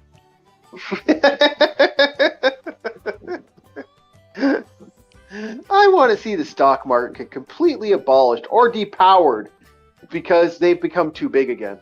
I wouldn't. You don't have any investments in the stock market. Okay, I agree that is a double standard on my end. You are right. I don't have any investments. You are completely correct. Okay. But I do, so I don't want it to crash. No, I want it depowered. I want it extensively depowered. I think it has too much power right now, and I think it's dangerous how much power it has. Personally, most of my savings are in stocks, so yep. Mm-hmm. People have retirements built into the stock market. Exactly, Wolf. No, I agree, but the problem is it's become too dangerous. I think it's become too bloated. And I think the stock market, the last time the stock market was this bloated was when we had the stock market crash. And, choosing between having, a bloated system that may pay out for people versus a system that may completely fall apart on everybody and everyone gets fucked. I'd rather take the non-bloated system. Thank you very much. Wait, it's raining really hard. Excuse me, I need to check my kitties. Bye-bye. Okay. Well, CX is checking the kitties. I will... what do you mean by bloated? I mean that there's too much reliance on the stock market right now. And the way people can trigger the stock market in extreme ways guarantees the stock market is more of a casino gambling den than a legitimately a actual thing. and LCX is looking after her kitties. Hopefully nothing bad's happening. So yeah, as for other superheroes that, you know, money isn't a problem, and they're still considered superheroes, although they might be considered supervillains in a lot of ways, or anti-heroes. Daredevil is a good example of a no money superhero. Although, like, legit, I can only imagine how much his posh 2-bedroom location, like the guy has a giant, like, deluxe studio apartment in New York. That's probably worth millions of dollars now, if you think about it. Which is kind of amusing if you think about superheroes and their money. Like, how does a guy who takes the majority of pro bono work, that's what what's his face? That's what Matt oh, the Murdock. kitty cat. Matt Murdock, Daredevil. Yeah, Matt Murdock. Yeah, are the kitties okay, LCX? Yeah, they're fine. They're asleep, Okay. actually. Oh. Speaking Okay, of, so oh, by the way, Batman is just a rich guy in a suit. Actually, LDP is probably thinking of Green Arrow, not Batman. There we go. That actually fits. I don't agree with that either. Everything Green Arrow did was fucking pure survival skills. He took the survival skills he learned on a fucking island, being left there for fucking 10 years, and became an amazing man. I just see him as a weaker Batman. Inferior Batman. I agree too. I agree he is, but he's also a metahuman. He has an ability called precision shot. I bet Batman beats him in archery too. Maybe LCX. I'd agree with that.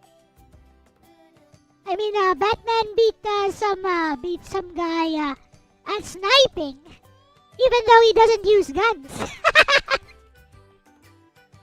Yeah, he's actually quite good with firearms. He actually knows how to use them. Yeah, exactly. That's why he's Batman. Not just a rich guy in a suit. There we go, LDP. That's the bottom line. Green Arrow is not a rich guy in a suit. Okay, fine. He's a weaker rich guy. He's a weird, yeah. You know who's a rich guy in a suit? Yeah, go on. Lex Luthor. Oh, come on, he's one of the smartest people ever. So, It doesn't matter. It doesn't matter. That's like saying Iron Man. There's a rich guy in a suit. Oh, he also has that thing on his chest, which prevents whatever that is, those metallic things from piercing his heart and stuff. Yeah. But there's another rich man in a suit. Yeah, that's true. You know, you could probably pit them against each other and it would be a fair match. Yep.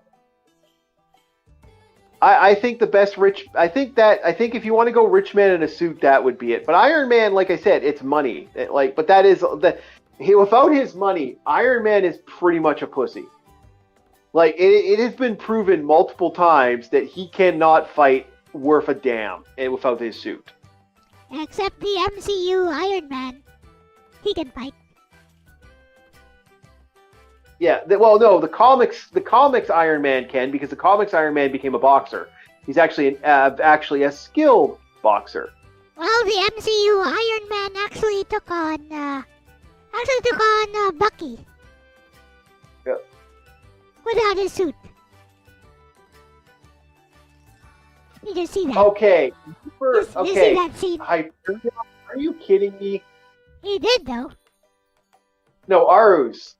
Luthor is DC's answer to Hyperion. Okay, whatever. Come on. That's totally different. You should compare Hyperion to someone like Superman. Yeah, I'd say that. Shazam, maybe. Shazam. Captain Marvel, the original. No, I would say Sentry and Shazam are more corporative. Hyperion's kind of just a stupid superhero as far as super villain as far as I'm concerned.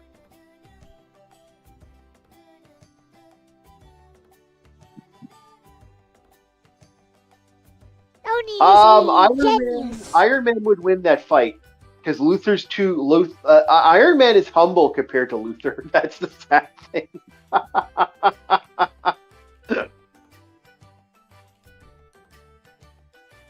Tony is a genius who slapped together a faulty but effective prototype Iron Man to escape imprisonment. Built it in a week in a cave. Yeah, but Wolf, he had all the gear and equipment to do it. Luthor has a Bizarro. Yes, he does have a Bizarro. Everyone has a Bizarro. You have a Bizarro, Argus. He uses a better mic. I'm sorry. That was mean. I apologize. That was a little mean. That was below the belt, Lord. But Iris does have a better mic. All he has to do is use his phone. He sounds much better on the phone, actually. Yes, he does. I know. I'm picking on him a little bit because sometimes there's been a couple times I'll be like, "Hey, what? Huh? Hey."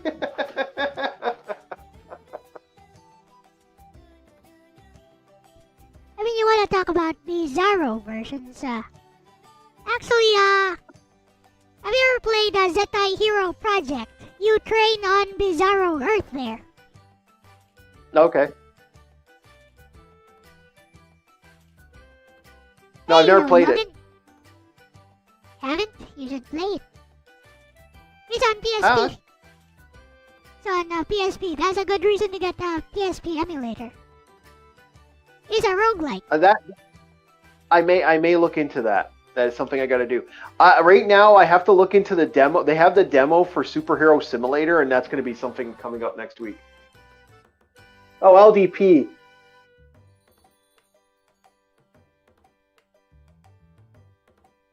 Why I mentioned just watching this LDP's on. LDP. Do you want to defend yourself? I think you have every right. If we're gonna talk shit about you talking about Batman and stuff, do you want to jump on and say what you got to say?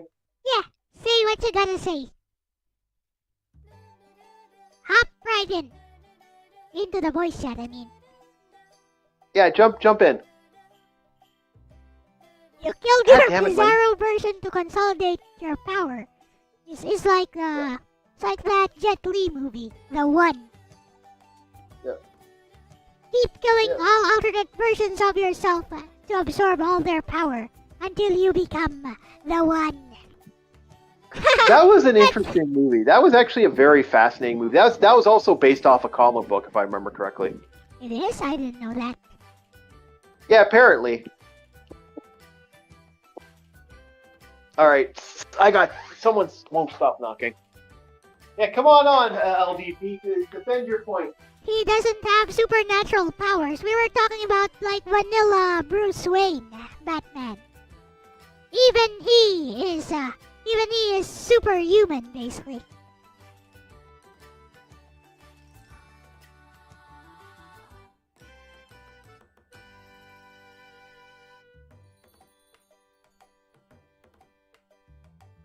I mean, in the movies, which movie are you talking about? In all of the movies, he received extensive training to become Batman. He was trained by Liam Neeson. It's true, too. Oh, one person wants toilet paper. The other person gives me a can of soup.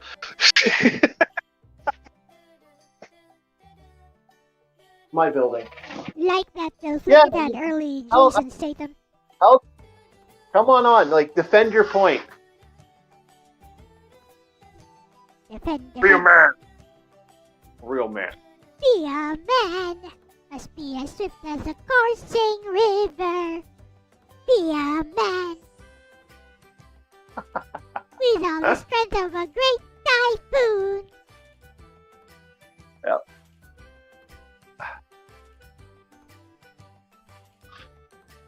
That's what what LGBT means. Oh, there we go. There's the Logan. Hello. I'm probably not going to stay very long because, like, honestly, like, I fully admit I speak from a place of ignorance.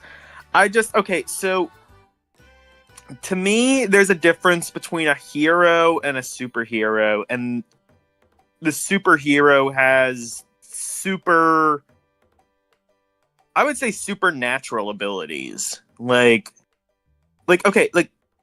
a superhuman, and by supernatural I mean something that humans cannot do. Like, like, would you consider, like, how do I say that? Like, somebody who is, like, really strong, like a bodybuilder, or like a professional athlete, or even just like somebody who is already, really good and uses steroids. Like, that is something that exists in the real world. Okay, then my first question is: do you think Bane is a supervillain? He doesn't know Bane. He doesn't know Bane. I don't. Okay. Why you do So that? good example of this. Kind of giving you a little 411 on this. That's First of all, that's why I say I'm, like, talking in a place of ignorance. That's why I didn't really want to, like, because like, you guys are, like, way more into the superhero shit than I do. You could probably, like,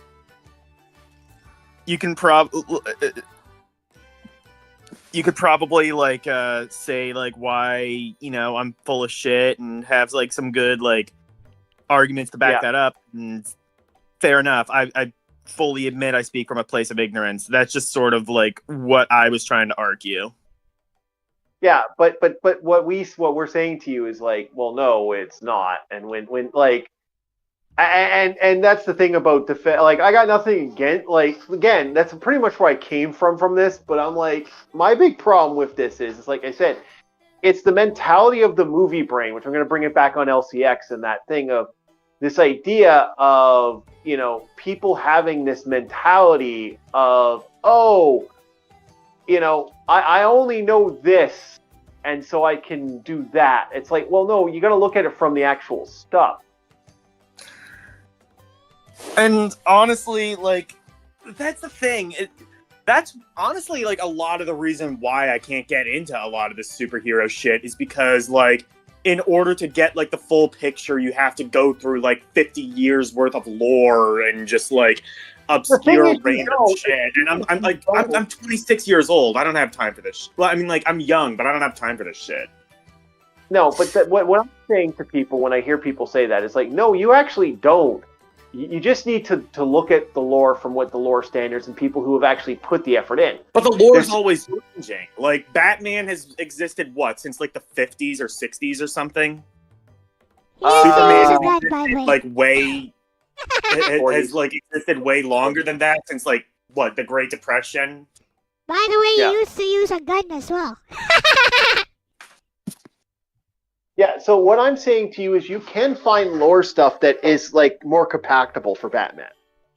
It's not everything is complete shit. This is why I say to people, like, this is why I say to people, you can find the lore. It's not hard. It's just people don't want to put the effort in. That's always been my eternal fight with everything here, has always been the eternal fight of why people have these issues. And like I said, when I hear someone say just a rich guy in a suit, I'm like, I think to myself, well, that's really coming from an ignorant standpoint. That is coming from someone who really has no understanding of the lore at all.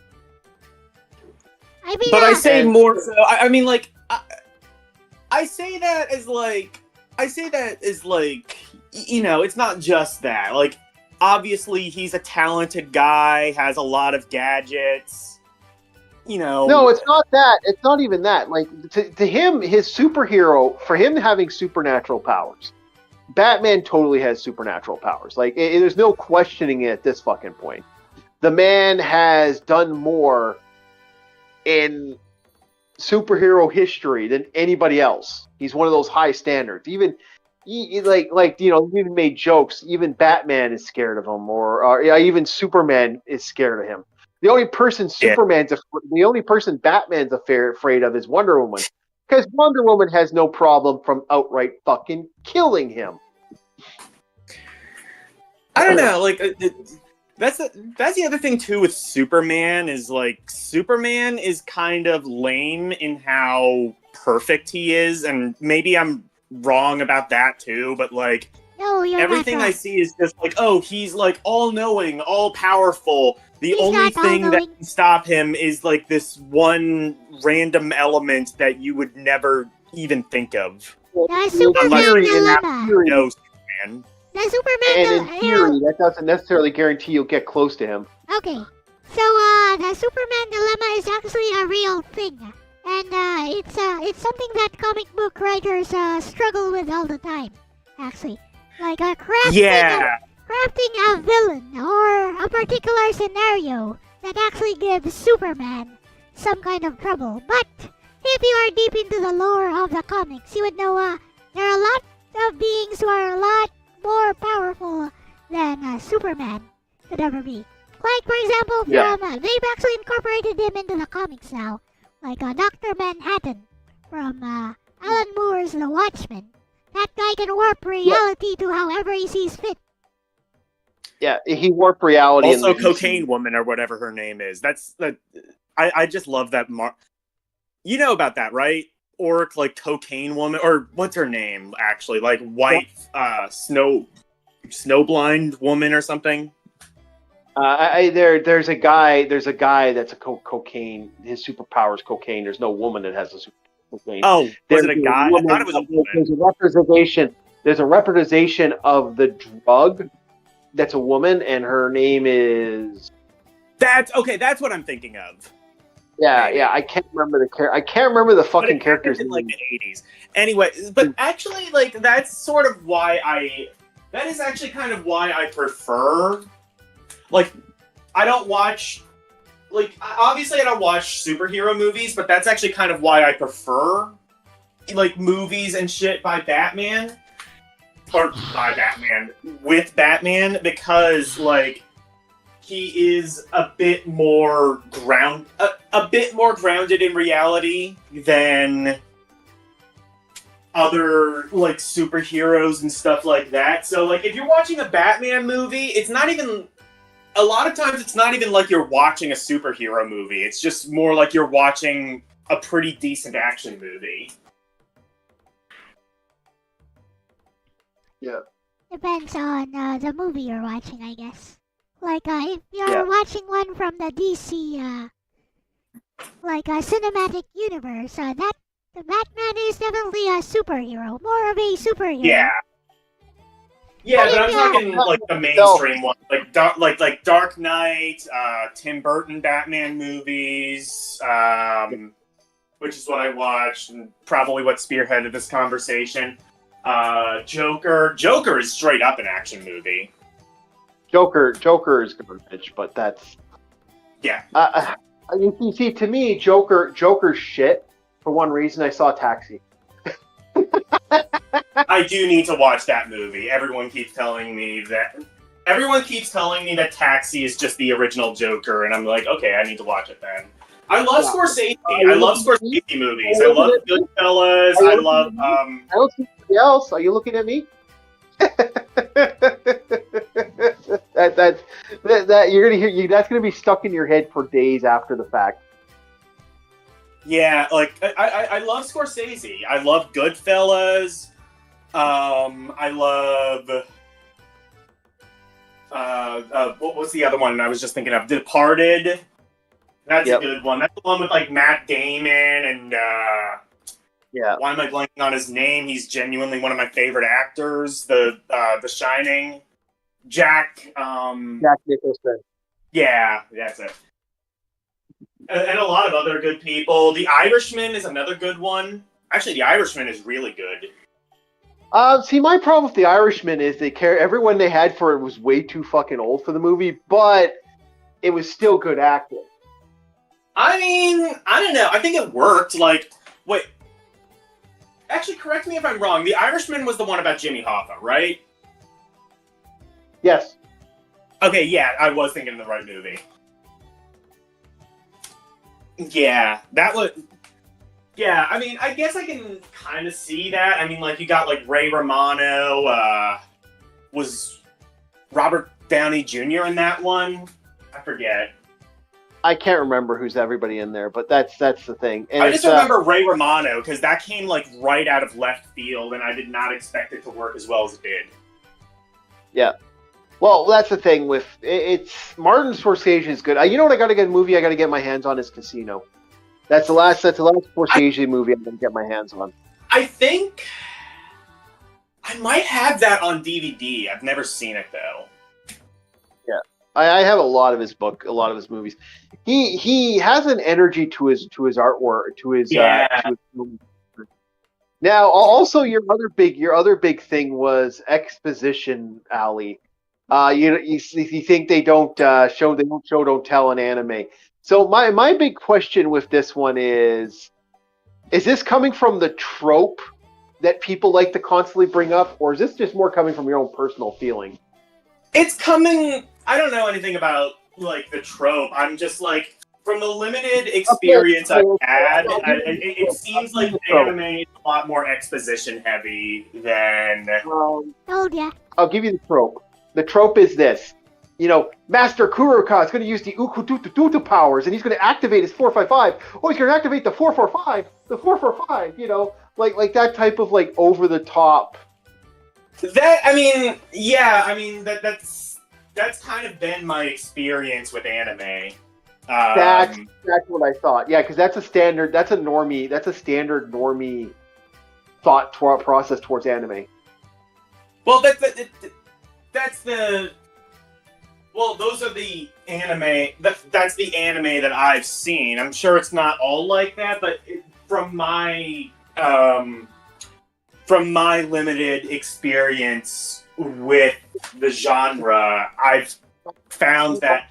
And also, I don't really know like how much of it is the actual anime and how much of it is just the English dub. Kind of like it doesn't like the English dub kind of has to show don't tell. Otherwise, like some things might get lost in translation. I'm not 100% sure to what degree all of that is. Okay, it all depends on anime, and movies and TV shows do this too. You got to keep in mind for anime, and it's something anime and manga, for example, is a good idea. They come from manga, so manga will have people actually. Well, manga I can see. You kind of have to. Yeah. You kind of have to tell, don't show, because that's a much harder medium to show, don't tell. This is exactly the misunderstanding about show don't tell that I was addressing at the start of the stream, guys. Everything I said is at the start of the stream. I know. I'm just bringing Logan up to date, LCX. That's why I said what I was saying. Yes. Continue. But yeah, what I'm trying to say is that I see this a lot for that. I agree with you. I agree with you in some points, LCX. That's what it is, and that's why I was saying it's that mentality of like they hear the Uba Duba superpower and like that big long explanation, and that's why I think a lot of people don't understand anime because not all anime does that. There's quite a few anime that do very slow burns, but it just all depends on the anime. It all depends on the same with TV shows. TV shows do it too. I believe you. Like I said, I it's just like from my experience, like a lot of just like from my personal experience, a lot of the anime that I've seen. A lot of the anime shows and movies and stuff, they all a lot of them sort of, again, have like a more direct, like, way of like addressing the audience, as opposed to, I think in a lot of Western writing, that's more frowned upon. Just kind of like directly, like, not even necessarily breaking the fourth wall. Although, obviously, there's that in both American and Western anime. Or if you want to talk American about and Western TV and movies and stuff. There's or wall breaks, but more so kind of just like winking a nod to the audience. Like it seems less. When that happens, it kind of like takes me out of the world. It reminds me that I am watching a TV show or a movie, or reading a book and some stuff. And I understand to some degree that's necessary in order to just move the plot forward. You kind of have to do that sometimes, but to me, it just kind of takes me out of the world. So, the thing about the tropes, not all of them do that, and some of them do it. And then a good example of a movie that does exposition, Ali, is the well-known and famous movie from John Travolta, Battlefield Earth. Yes. Battlefield Earth is exposition city. Fuck, Anybody do we who's have to seen that on El Diener Cinema? No, we don't have to. No, we don't. That's No, your I'm fault. I'm not turning my stream over to the Scientology religion of peace and happiness. I'm sorry, they aren't a religion. No, they're not. But anyway, you put Mr. Canadian political in the room with that movie and start talking about Scientology. Yeah, no, we don't need to do that. Your channel's going to be dead by the end of the day. Yeah, no, we don't need the cult of Scientology. I mean, the Church of Scientology after us. Yeah. Oh, we got another person. Hello, who just showed up. Hello. Yeah, that's sort of that's really all I wanted to say. The other thing too, like when it gets into exposition territory, when it gets really annoying, is just like, I've ranted about this before on stream, but like villain monologues are like an irrational thing that pisses me off too. Just like, I am going to kill you, but first let me explain for 2 minutes why about my evil plan. And it's just like, first of all, in those 2 minutes, they could just like kick your ass. Like, yeah. Why does the story have to stall for like 2 minutes? Just giving yourself an opening to just wax poetic about just whatever shit that. I mean, ideally, the hero's gonna die. Ideally, in your world, the hero's gonna die. So, why are you telling them this? Okay, first of all, yeah. Okay, well, LCX, what's your thoughts on this before we? Well, I think both of you guys are misunderstanding the main topic. Hello, Psyche. First of all, what's the main topic? That was just another like side tangent. What's the main topic you were talking about? First of all, you have a misunderstanding of what Show Don't Tell is all about. Show Don't Tell is not about avoiding exposition. Show Don't Tell. We weren't saying. I'm pretty sure that's what you guys were talking about for the last few minutes. Okay. No. What I was talking about is the exposition is a part of the equation. Show Don't Tell is the incorporation of removal of the exposition on it. It's not removal of the exposition. It's not about avoiding exposition. It's about doing exposition in a way to where it doesn't just feel like you're listing off exposition. No, it's not.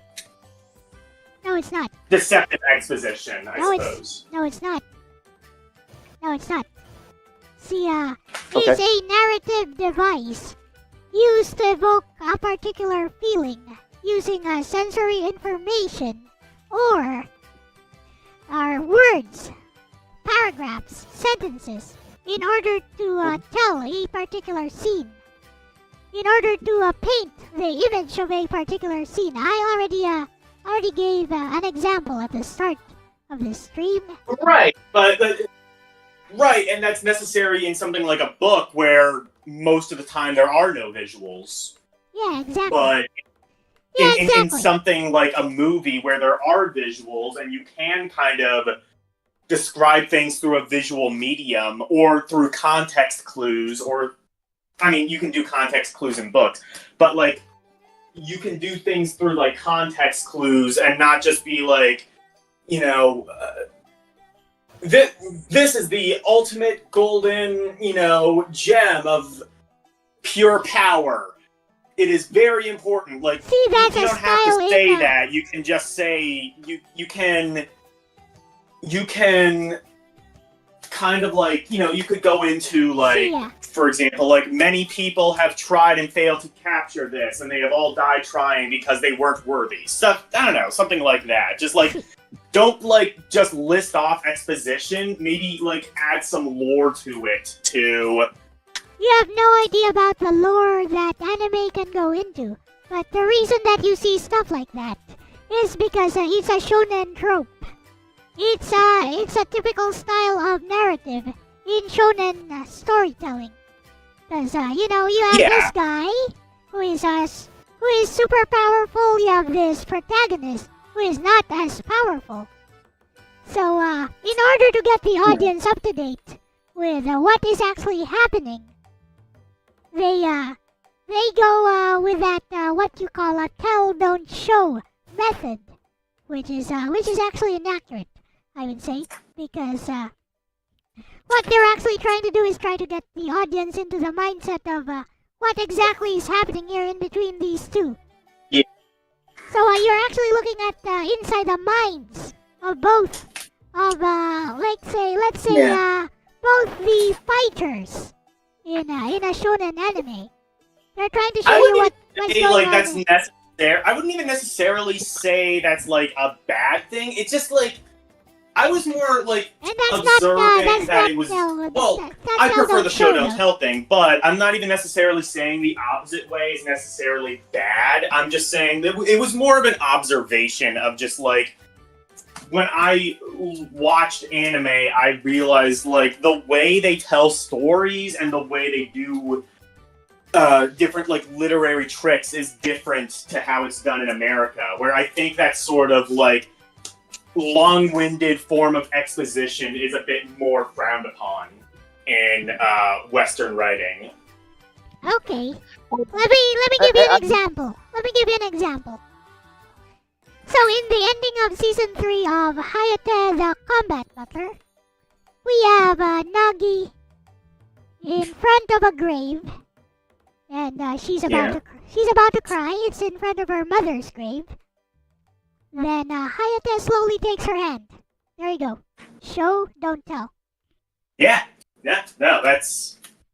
Like I said, it exists in anime. The reason they do that anime is just Japanese animation, so like that, like painting something like that with a broad brush is stupid because Japanese animation is like any other animation. There's all different kinds. There's all different ways you can do it. It could be comedic. It could be dramatic. It could be action-based. It could be, you know, like Disney Studio Ghibli style. It can be a lot of things, just like animation from America or England or France or anywhere.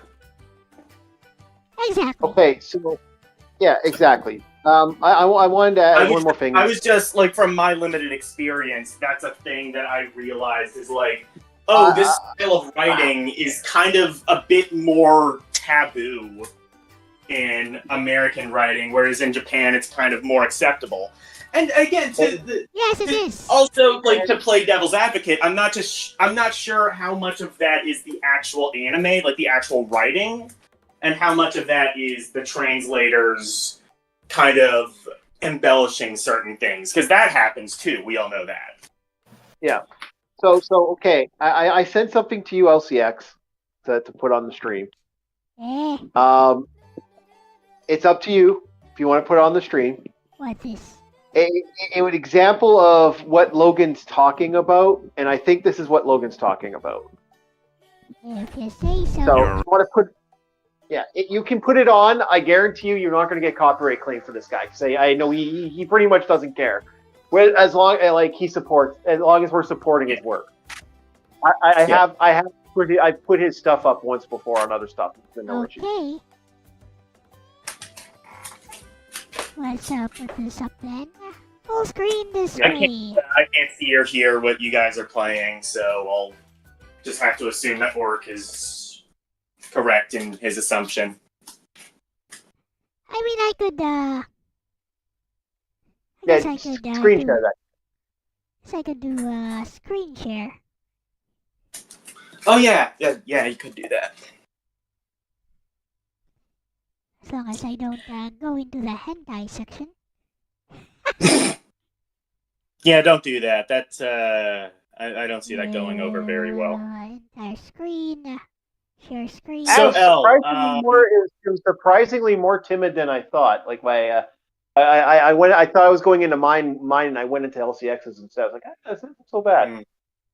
Because, You're just like mid-tier guard. Like, that's nothing. Because, you can't really go hardcore on the lolly stuff on, Discord.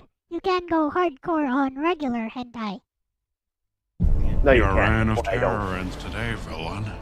I think not, hero. My blade will destroy you in a single strike. My blade was made from ore, found in the furthest, most forsaken realms. It was then bathed in hot lava for millennia, and forged under a full moon, hammered into perfection by dwarven blacksmiths with autism.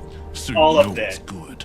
My blade was blessed by dark elf priests, high on DMT. Dude, you're talking about your blade. He could just assassinate you at any moment. One. My blade smells of lilacs. My blade possesses a 100% chance of decapitating its foes. It has been struck by lightning 1,000 times. This is like the extreme of what I'm talking about. But yeah, this is like surviving this encounter, which to clarify is 0. My blade has been greased in gnome semen, so you know it's good. This is actually funny. I like this. Merely grazed the skin of a mighty dragon. The beast perished instantly, much like your mother when she first saw your face. Do you hear me, you f***ing cretin? My blade will tear you asunder. You will respect my blade. Say my blade one more fucking time. I fucking dare you. What? But my blade, my enchantments. Of fucking course you did. See, the problem with blades like yours is they finish the job too quick. My blade will rend you to a fine paste and... What is this anime? I need to watch this. This looks hilarious. Okay, It's a okay, I'm parody. gonna suggest this once it's done. It's a parody. Obviously, it's a fan-made parody. It's not an anime. Oh, it's a pair. Okay, fair enough. Yeah, that is called Dungeon. That is referred to as Dungeon Soup, is the man saying. He's an amazing artist. I'm gonna put in LCX's chat so you guys can. Yeah, put it in Elle's chat. Parody. But yeah, that's kind of like obviously that's like an extreme example, like a more like a satirical example of what I'm talking about. But yeah. Yeah, I think that's what he's trying to describe, and that's. It's a standardized way of exposition in shonen anime, actually. Yeah, that is shonen. That is pure fucking shonen. But And again, but on the other hand, even though they talk like that, there are also moments of show don't tell in shonen anime. Yeah, Yep. I guess so. yes, there is. Yeah, they have to work. They have to work towards that my blade thingy. If that was a real anime, you'd have to go through quite a few episodes wherein he actually did those things with his blade. Yeah. Hey, Roddy. No, that was really fun. You said you know that person IRL? No, I don't know that person Ariel, but I've talked to people, and I've talked to like he's in the circles now. That's cool. Would you That's guys cool. He puts on game some. soon? I It's like his fine. shit. At least from that video. So here's my question, LCX. Yeah? Is Tasmania? Would you say it is now worse than Mortal Kombat 3 on Game Gear? I have no idea. I didn't play it. well, nothing beats nothing beats worse than the original Mortal Kombat on Game Boy, but you know. So in all seriousness, actually, no. It's a series of mini games. They play a lot like Atari 2600 games, actually. But worse. Yeah, they're like the worst of the 2600 games. Yeah, They're it plays they're like a really worse bad. version of a game from like 1978. Yep. That's like the thing of just like, and what I was saying too is just like literally, I don't think they got a single thing right. The music is probably the worst part of it, but also the okay, the graphics are kind of minimalist and it fits the style of the show. Fair enough. Okay. But then, like, the gameplay is, like, really choppy and really, like, unresponsive. I still maintain that is the worst game I've ever played that is technically playable. What it feels like is, it feels like a game that's unfinished. I feel like if you refined all of those mini games, it could actually be a pretty good game. But it's unrefined. It's like an alpha version. It's like, fix the music, fix, like, some of the mechanics, and you could have, like, an actually... I don't know if it would be, like, a 10 out of... I don't think there's any universe where that could be a 10 out of 10 game, but, like, you could fix it to be at least kind of okay. It reminds me of Super Pitfall on NES. It's like... I don't know if you've ever seen...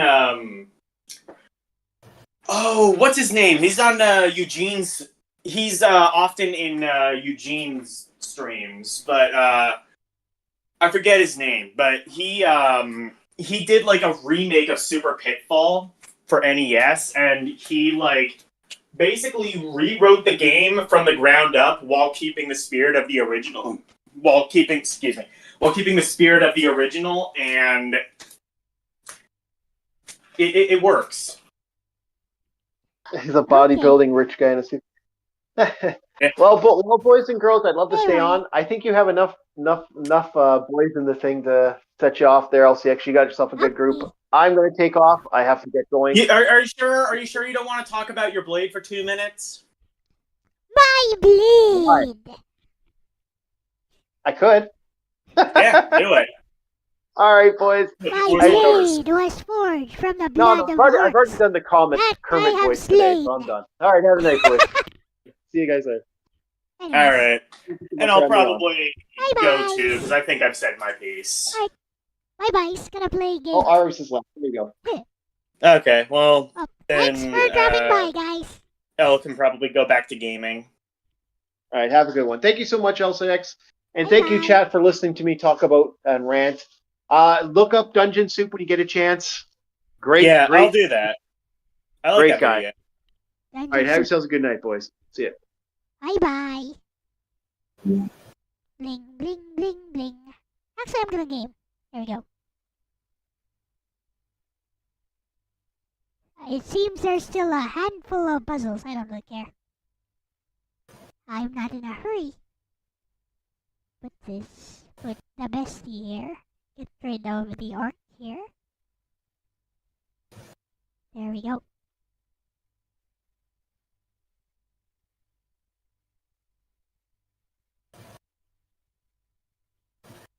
Hello, Akshay Tomar. Hello, Hill. Actually, have you been here all this time? Never mind.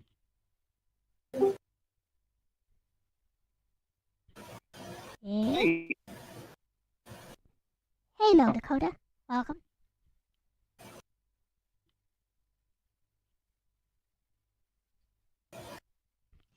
You got something Yeah, but to listen, say?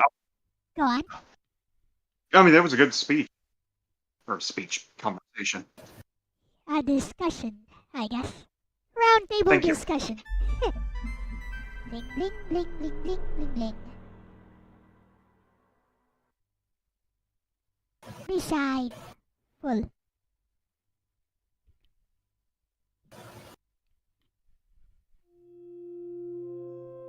Hello, Mita. Would you like to know about my blade?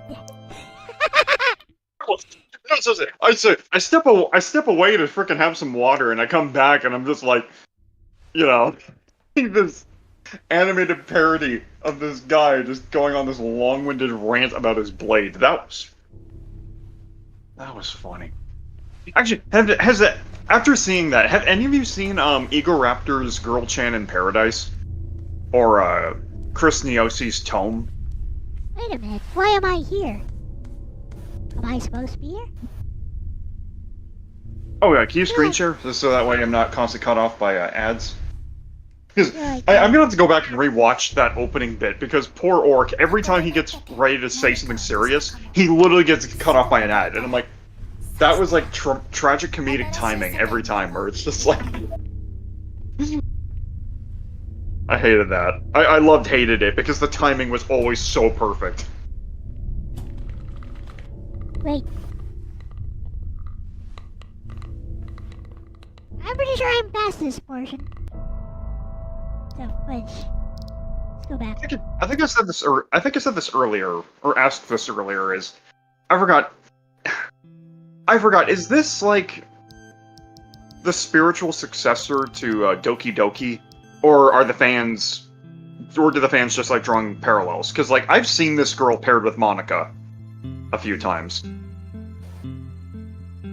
This is Dakota Miller with me. What did he say again? Oh, sorry. Which part? Darn it. This game. I didn't know if this game is kind of a spiritual successor to Doki Doki, because I've seen this girl paired with Monica so many times. I don't really care about that, so I don't know. Oh, okay. Oh, rated.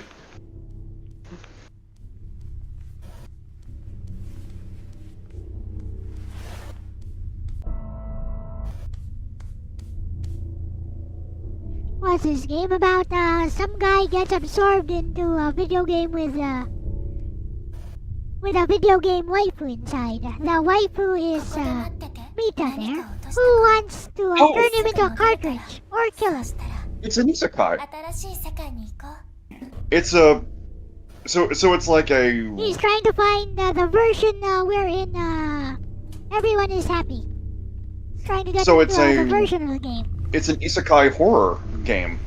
Yep. Interesting. That's... Actually, how many isekai delve into the horror genre?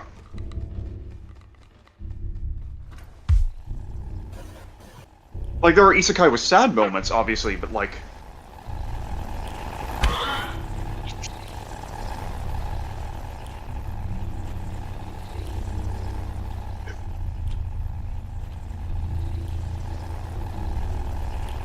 Where was that stupid teddy bear?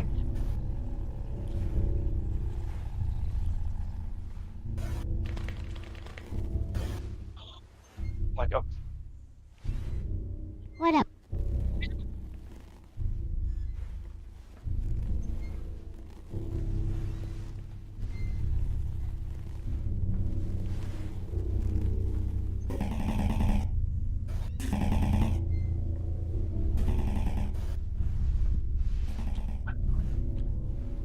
She lost her teddy.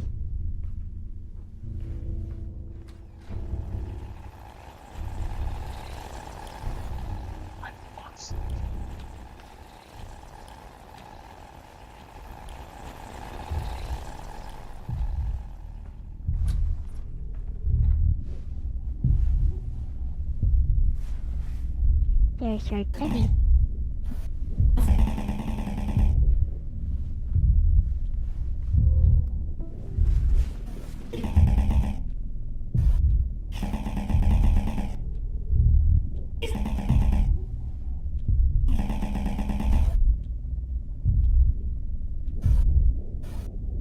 How scary.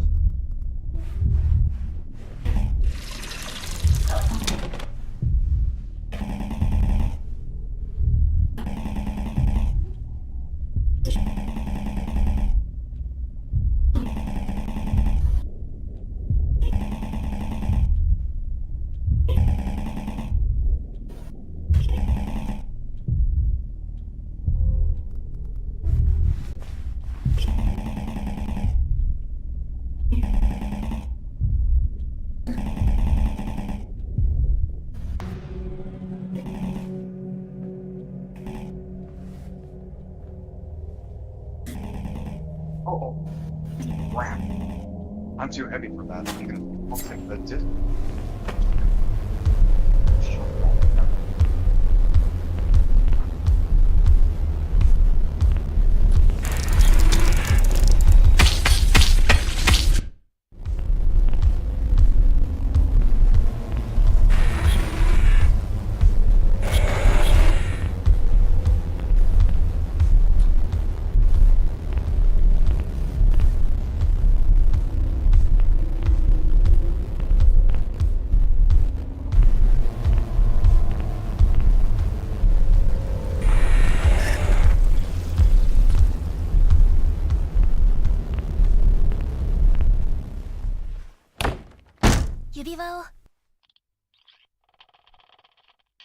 Ha ha ha!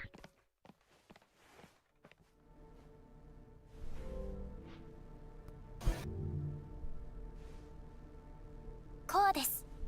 前にも説明したように、プレイヤーはこの世界の一部ではありません。つまり、プレイヤーは許可なくここに入ることができます。あくまで推測ですが、確かなことは、この部屋の中に、すべての問題の解決策があるということ。どうぞ中へ。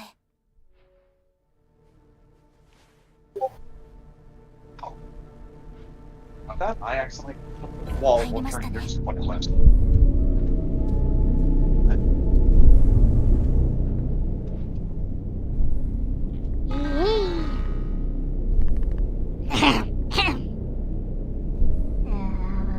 This game is so diverse. It looks like they've put so many different genres into What it. kind of game is this? Yes.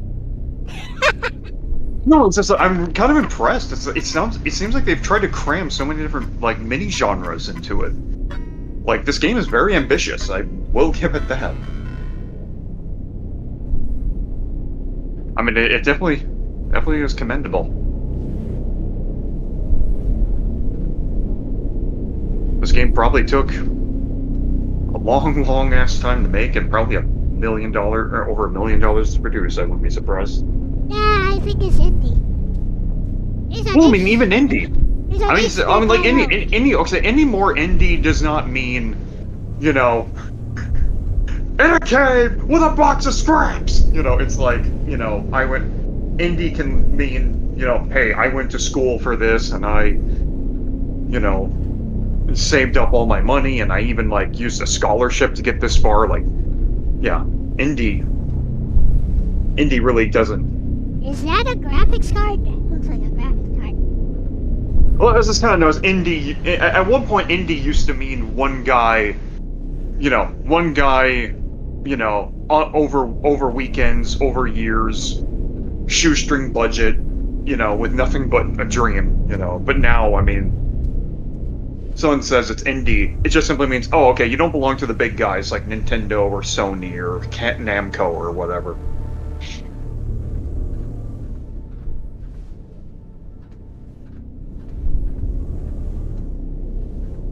It is crazy though how much money can go into even the most seemingly basic of game development when you take into account the stuff that does require to set it up. You know? Because like RPG Maker, even though it's like you have it in your head that RPG Maker is free, but actually no, it's like you got to pay for, like depending on what you're doing, you've got to pay for a decent computer. You got to pay for plugins for your RPG Maker. You've also got to use. There's also other tools outside of RPG Maker itself that sometimes you have to pay for. It's just like, or and forgotten, depending on the assets, how you produce those assets. You know, whether you're a traditional artist or a digital artist, that will cost you as well. So it's just. Well, the Undertale. I forgot how much money did Undertale gross? Like get in funding before it was over. It was like, yeah, it's like games are never cheap to produce unless it literally is a one-man project and it's just something small for fun, you know.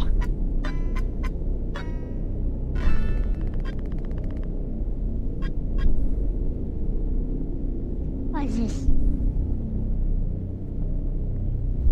I used the solution you posted, Shroyan.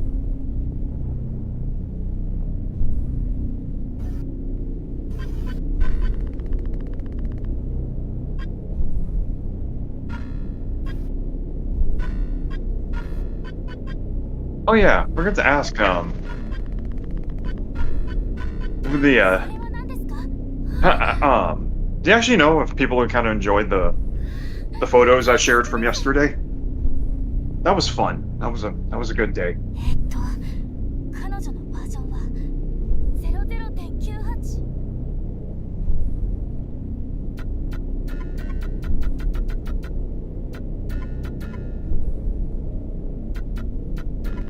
There you go.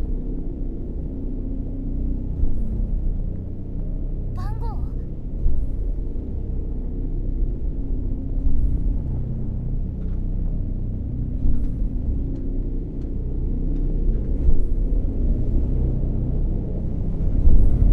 Well,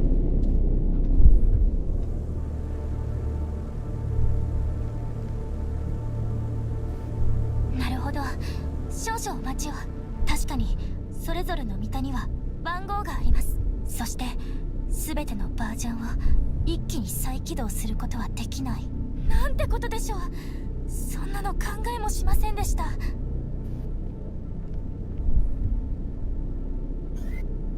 Also, are you playing the with the Japanese dub on, or was this thing never dubbed in English? I think it does 'Cause- have oh. an English dub. Okay, because I'm about to say, if this thing didn't have an English dub, that's actually probably be even more money to the price tag of development, because, like, dubbing is no joke.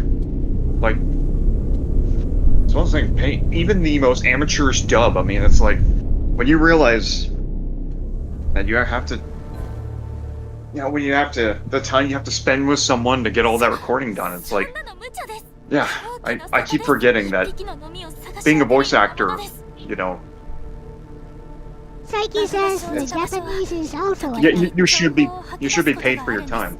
Well, if you do a good job, of この course. 世界の内臓を吐き出すみたいにログデータ、もし本当にそうだとしたらある場所に覚えが。ここでお待ちを。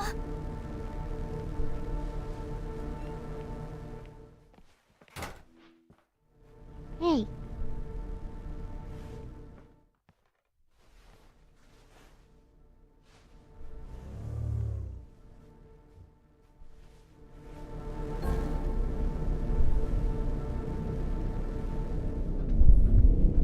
okay, what do you do now?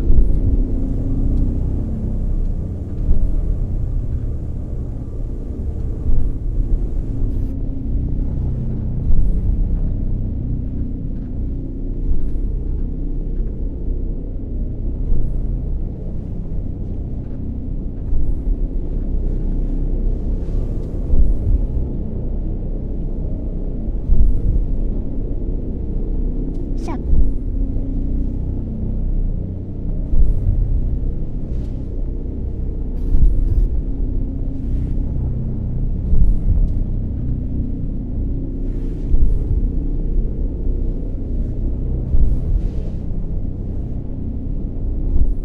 hello? Sorry, No, I didn't know you were talking to me. I was, No, I wasn't talking to you. no, it's just kind of. Sorry, it was I'm just trying to do leg weights while watching you because yesterday I actually did a lot of walking yesterday and I was like kind of surprised that I was able to honestly do so decently that I'm just like, yeah, I was kind of motivated to, you know, even though I'm not going anywhere today, I had to make sure to do leg lifts around the house because like I was, you know, it's just kind of funny. Like yesterday, I was just not to do a lot of walking, but like the antique shops we went to, they had a lot of fun music from like everywhere from the 60s to the 80s.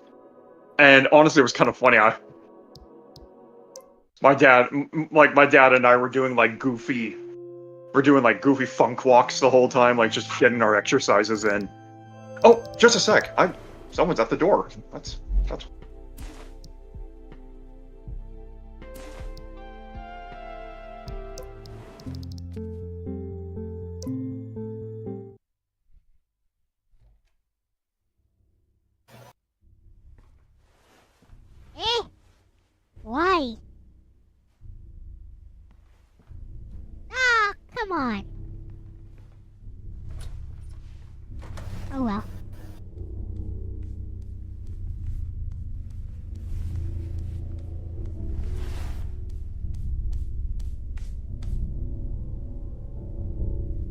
It didn't autosave, huh?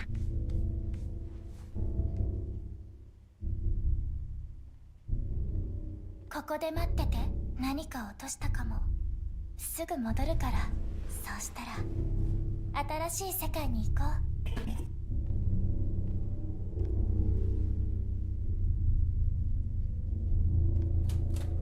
Later, Dakota.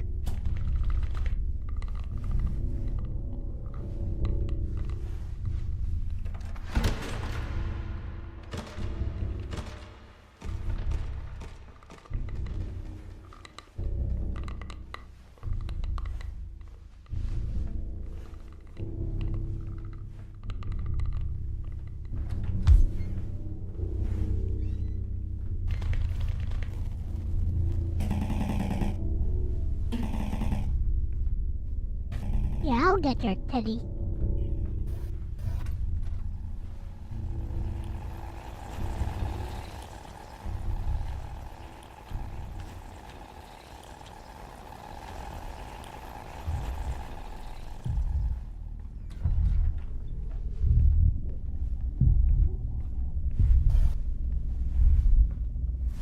Here's your flippin' teddy.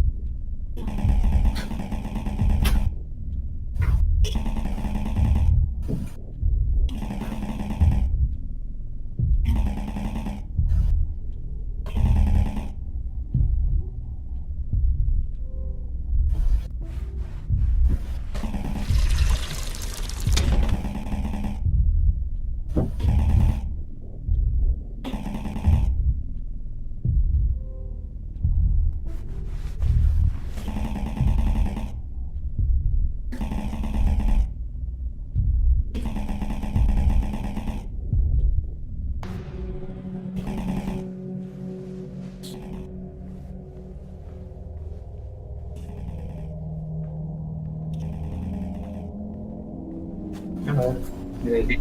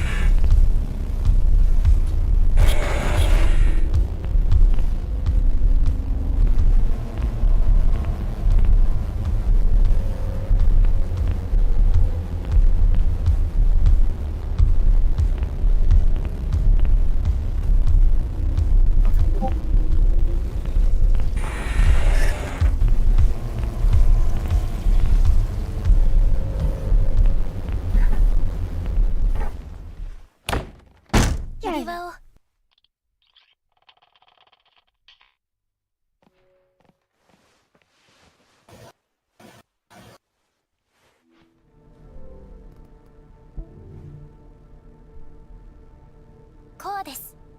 前にも説明したように、プレイヤーはこの世界の一部ではありません。つまりプレイヤーは許可なくここに入ることができます。あくまで推測ですが、確かなことはこの部屋の中に全ての問題の解決策があるということ。どうぞ中へ。入りましたね。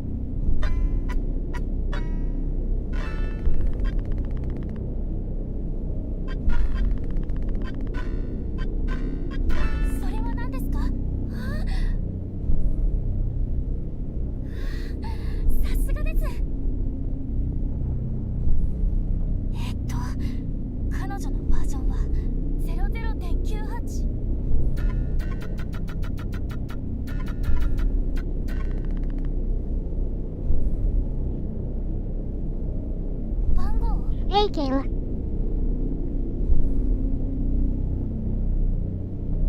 You can stay if you want, Dars. It's fine.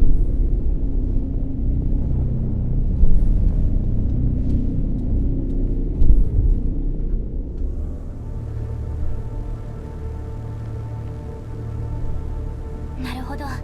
少々お待ちを。確かにそれぞれのミタには番号があります。そして全てのバージョンを一気に再起動することはできない。なんてことでしょう。そんなの考えもしませんでした。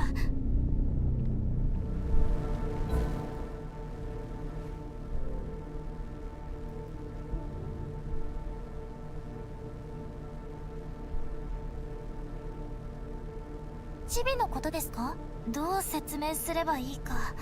私たちの世界特有の現象で、ミタなら誰でもチビの投影を持っているんです。プレイヤーも持つことができるんですが、ミタはそれを召喚できるんです。知ってました？見ててください。でも私のチビちゃんたちはどこかおかしいみたいで、ほとんどは生まれた時に死んでしまうんです。一匹はちょっと違うかも。でもただぐるぐる回ってるだけですね。ぐるぐる回る。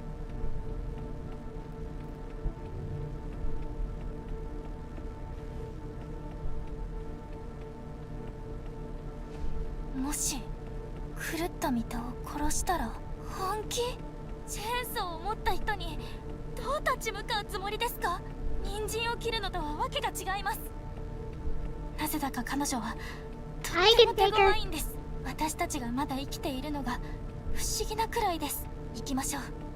All she's got is a knife. I can take her. There's two of us. We both take a knife. She dead. Dead. Easy. Easy kill. Actually, there's a broom, there's a knife, there's some duct tape. You know what we got? We got a spear.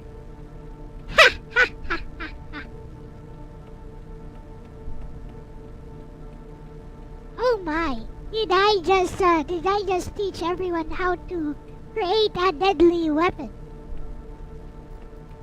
私は大丈夫です。目の前の問題を解決しなくちゃとんでもないことになってしまいました。何か方法を考えないと手詰まりです。Bury the knife. What is this? Dark soul. そんなの無茶です。狂気の沙汰です。一匹ののみを探し当てるようなものです。バグが生じた場所は時々情報を吐き出すことがあるんです。まるでこの世界の内臓を吐き出すみたいに。ログデータ？もし本当にそうだとしたら。そうですね。ある場所に覚えが。ここでお待ちを。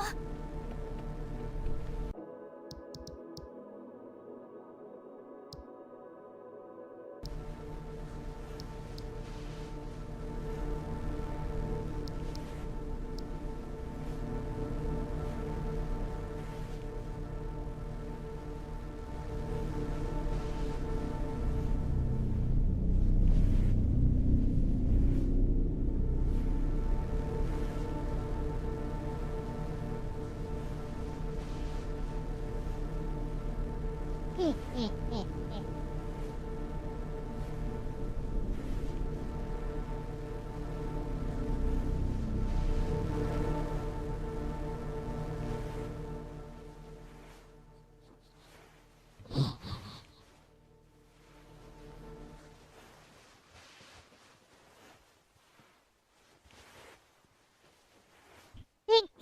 They're pink.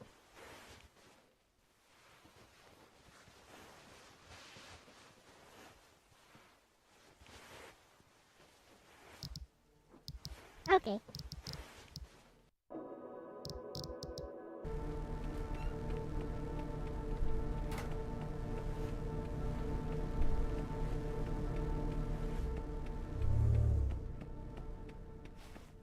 I'm gonna take a nap.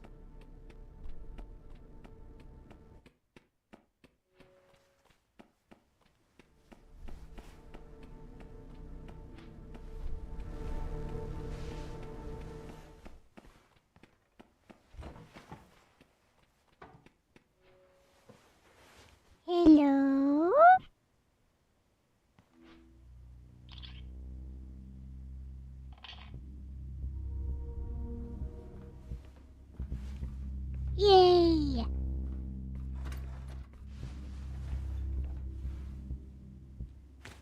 Just take it. Do not ask, just take it. Find yourself.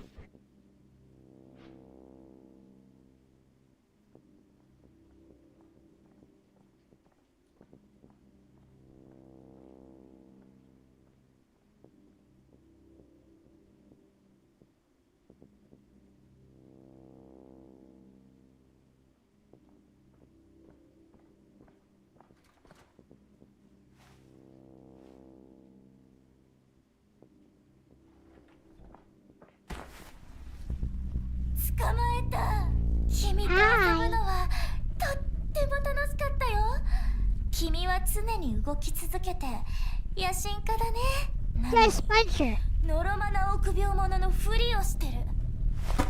Just punch her. だけど気に入らないところもあるよ。それはね、ダミーたちを甘やかすやり方、あの幸運で正しい人形たちをね。だけど全ては気まぐれ。私たちを作った人たちが教えてくれたの。何か気に入らないことがあれば壊して新しく作り変えればいいんだって。失敗作は暗がりに放り込んで忘れてしまえばいいんだって。それが今みんなに起きていること。そして君にも。プレイヤー、君は本当に卑怯者だね。少しでも爪を見せると逃げてしまう。そしたら隅で丸まって膝を抱えてすすり泣く。偽善者そのものだよ。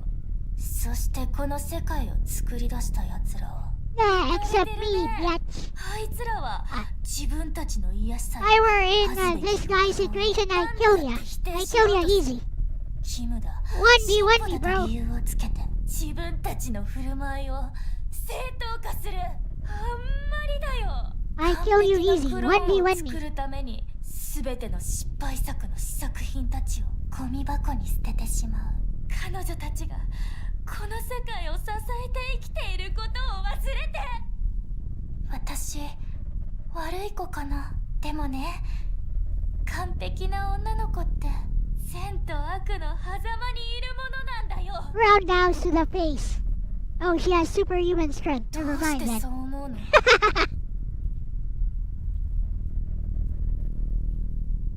君を殺す？ただ私と一緒にいてほしかっただけだよ。こんなに頑張ったのに。君は媚びへつらう偽物の仲間たちの方が好きなんだね。愛するあなた、私たちには十分に時間があるもの。そのうち分かってくれると思う。そばにいて私のものになってくれるなら。いいでしょう。Come here, my honey. 話はここまでにしましょう。ほらおいで。彼女を見て、綺麗でしょ。プレイヤー見て。私たちは彼女とよく似てるでしょ。彼女の何がそんなにいけないの？君は Why don't we kill 何時 her? 間も All she says 私 is, を連れてくれてたでしょ。眠りにつく前に。 all she says is, she has a knife and she has a 彼女から chainsaw. 逃げようと That's して all she says. 彼女も君と遊びたかったし、 She's like, 誰かにとって oh no, 大 we 切 can't な take 存 her. 在でありたかった。複雑になるよね。 Because she has a knife that's not for show and she also has a chainsaw. 君のことはお見通しなの。 That's all she 君の said. ためにこうしてるんだよ。でもプレイヤー、とにかく私は本当に君のことが好き。君は私だけのもの。いいよね。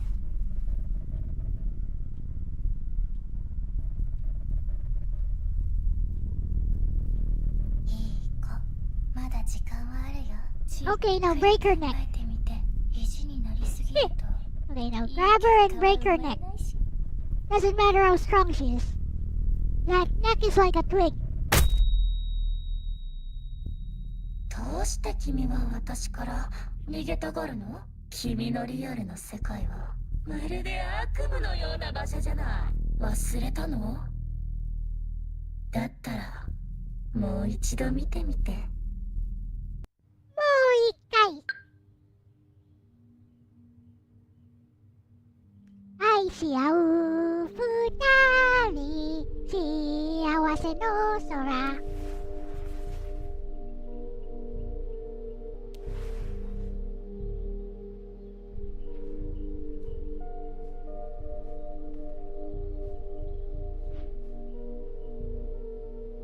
So I am this guy with light novel protagonist hair. Okay.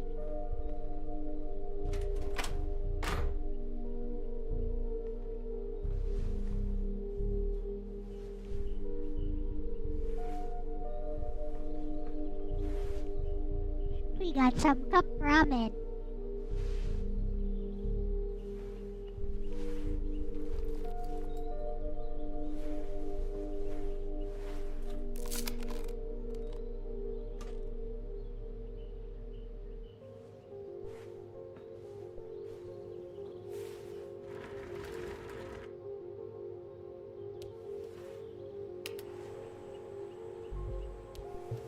We are going to eat the ramen, apparently. Nom nom nom nom nom nom nom nom.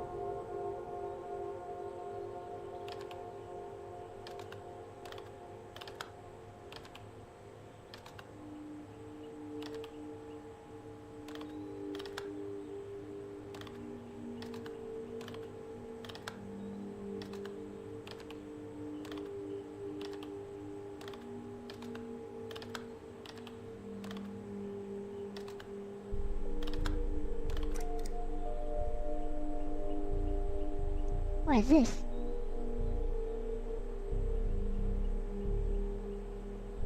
What are we trying to do here? Like...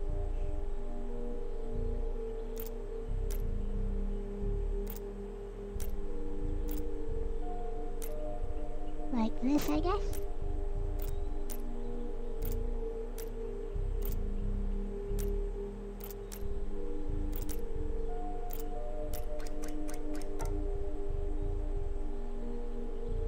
Now what?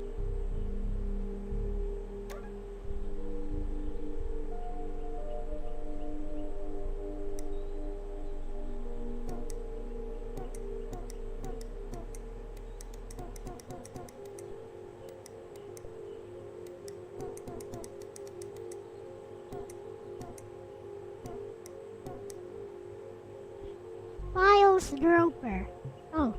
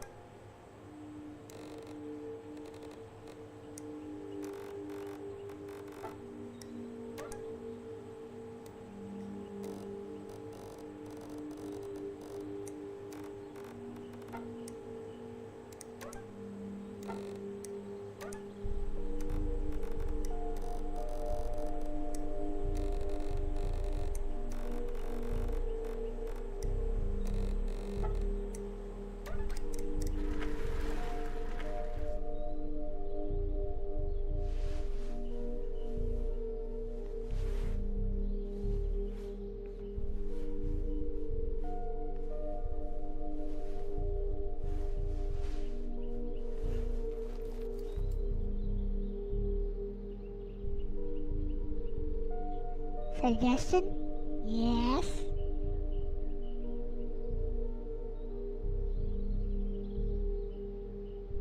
Bestie should have a goofy version like the one I have.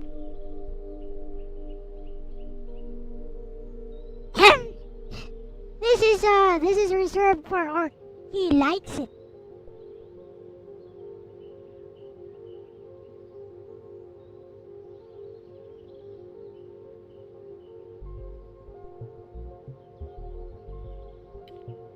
Ah.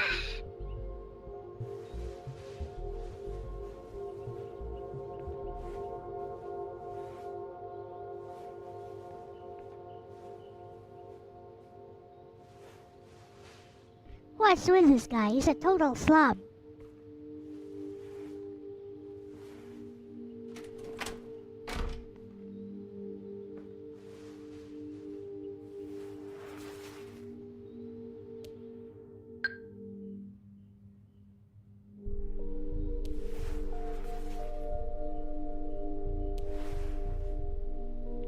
Oh no.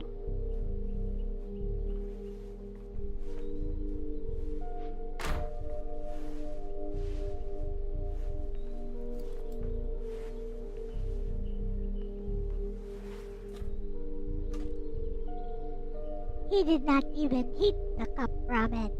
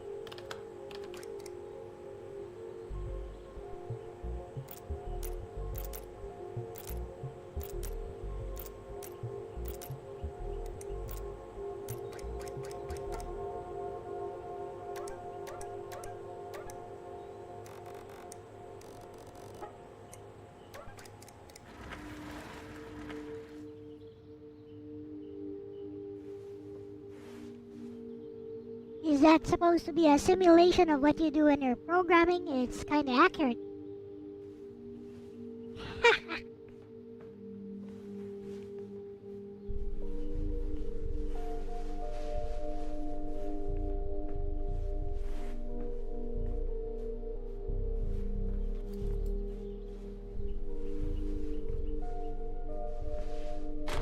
Your head programmer, your senior programmer just sends you like one module or something. You just solve that problem and then you push it into the main project.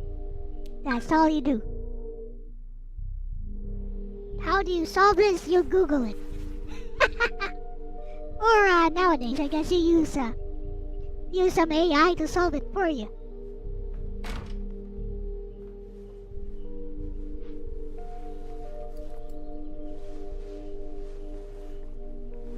I mean, programming as part of a team, Ronnie.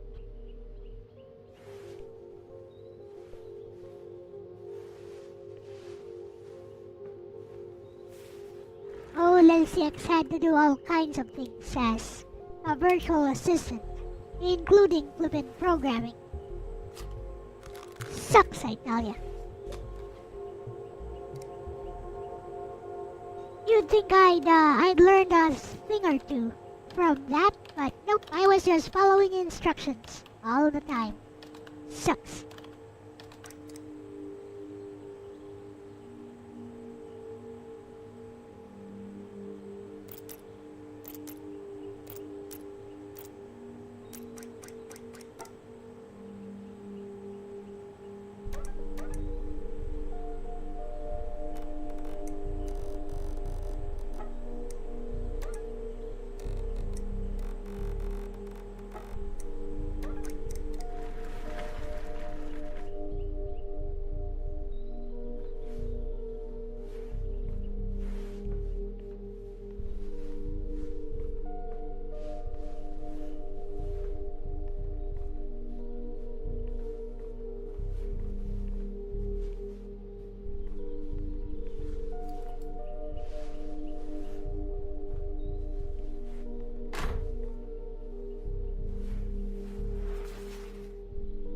Scriptity for life.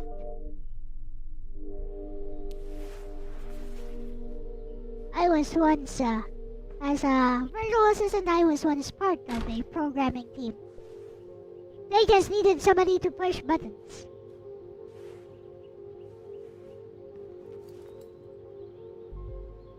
They give you this super simple problem which you need to solve as part of the team, but it's so simple that you just Google the answer. Then you type it in and you push it into the main code. Just make sure that it works.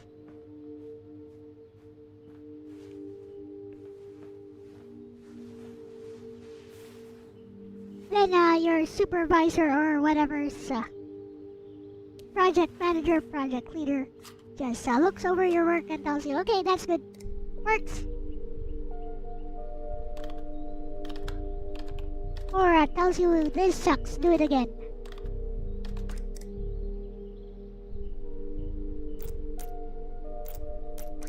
And what did I learn from all of that? Nothing. Absolutely nothing.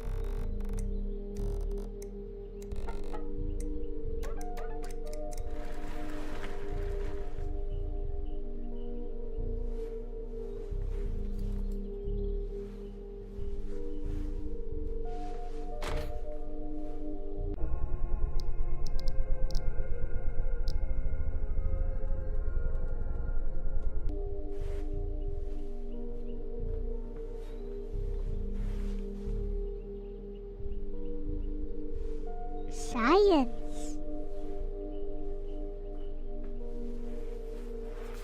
This guy's gonna die soon from too much cup ramen.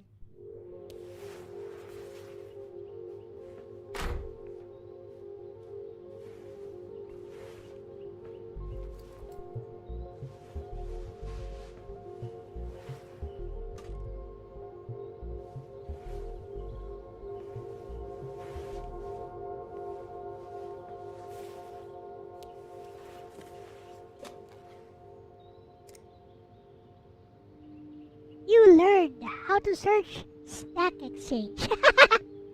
Exactly.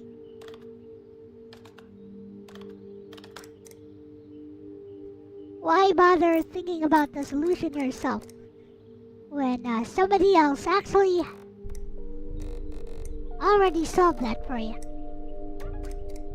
Probably much better than you ever could.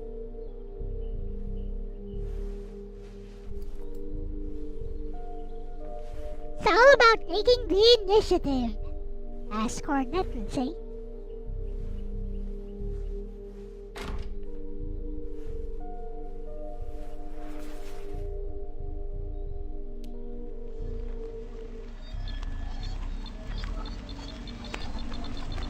Oh no! Every day is the same.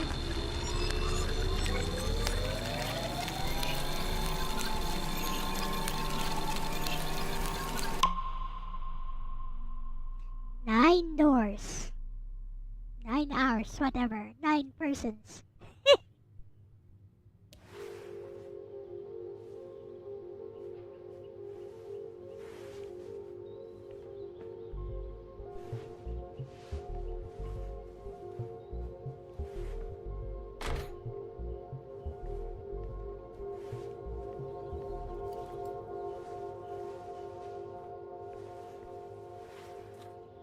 Today, again, we are eating cup ramen.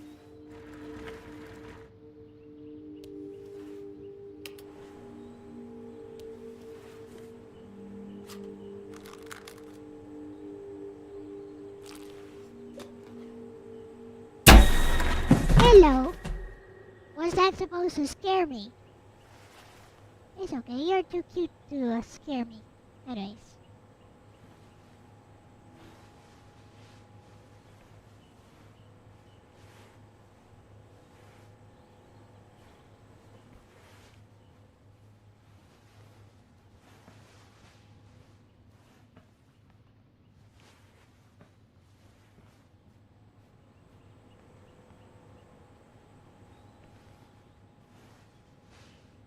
I guess that was supposed to be a jump scare, huh?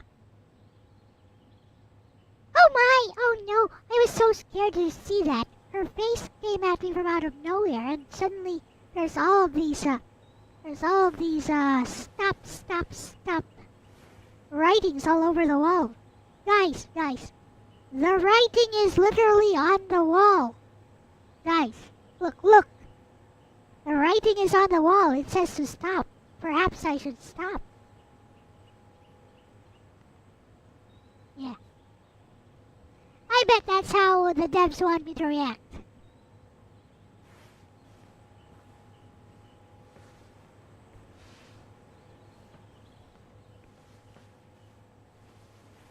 the devs want me to react like that.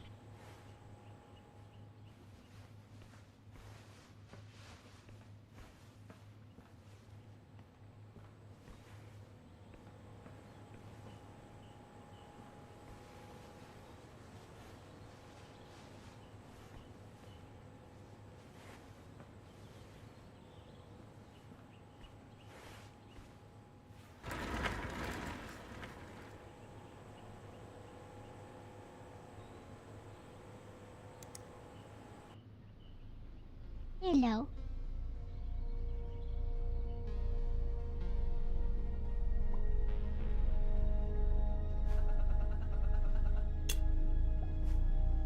Oh no, now it's a Sims game.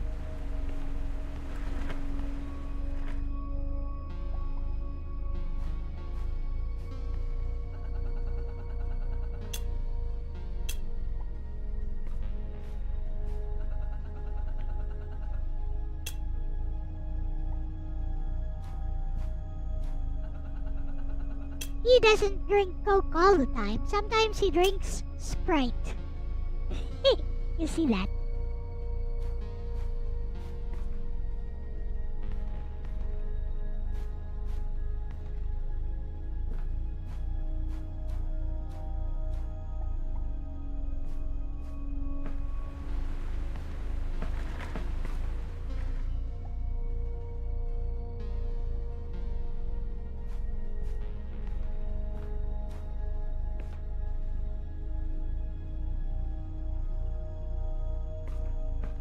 The Sims more like the Simp. Look at this guy. Check out this guy. More like the Simp.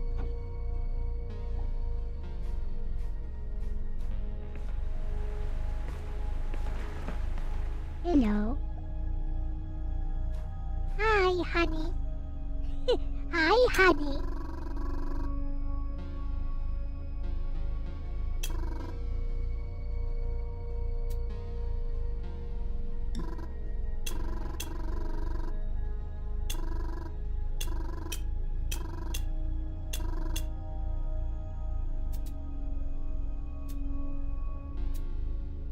You're a monster! An insane murderer!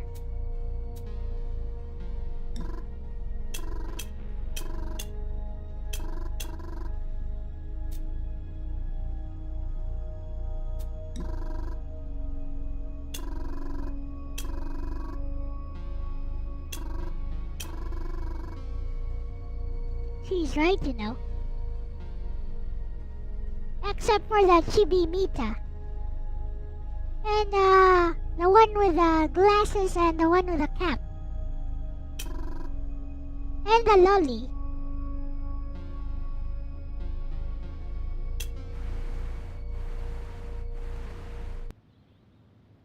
Hi. Ooh, creepy. What up? Kawaii desho. 私と一緒にいて。 Okay. Here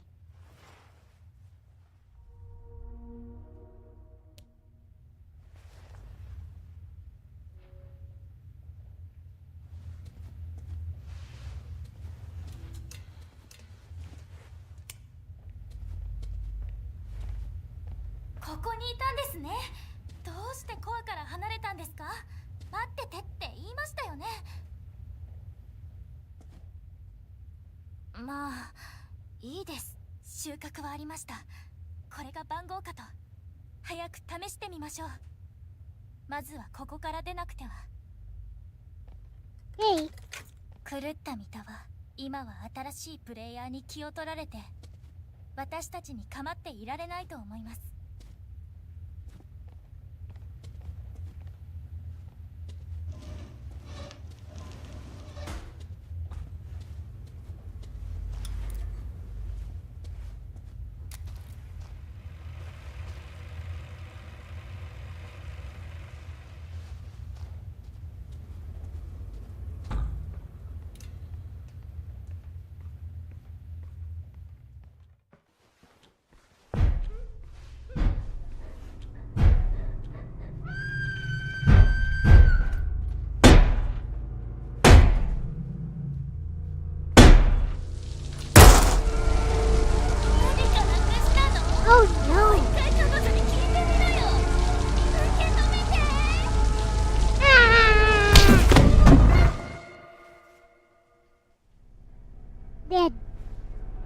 DED.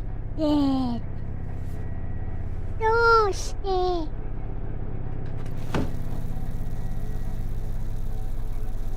That's not even her. She was wearing a seifuku.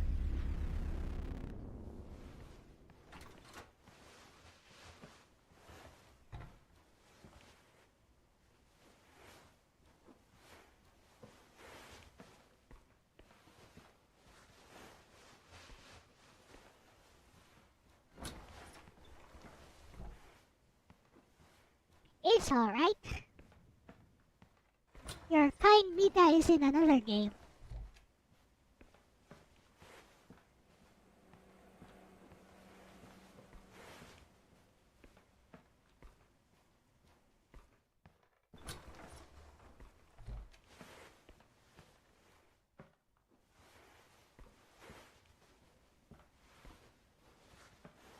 But it's true.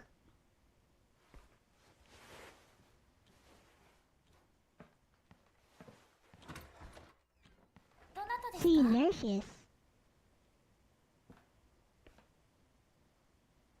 どこかでお会いしましたっけ？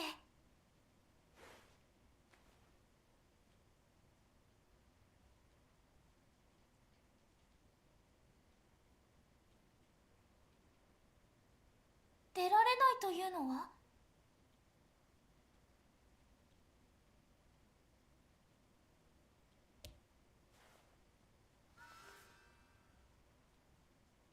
なんでしょう、わかりません。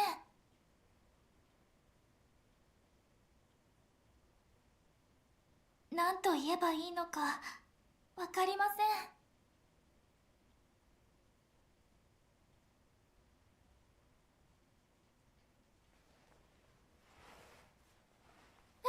構いませんけど。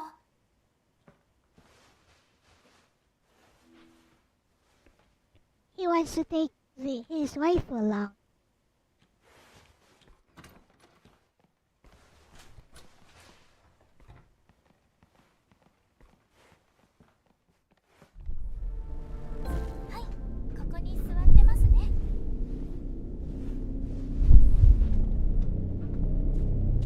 She won't make it that easy.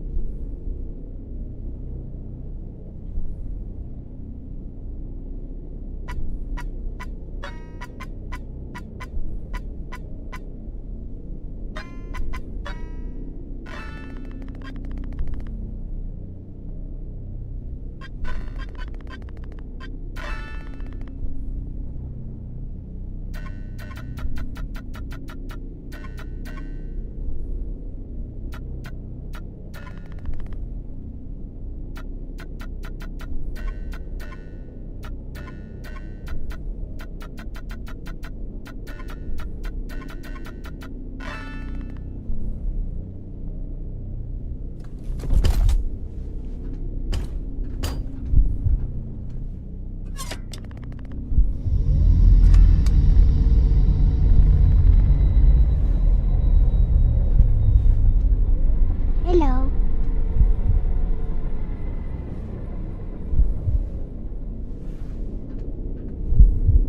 What up?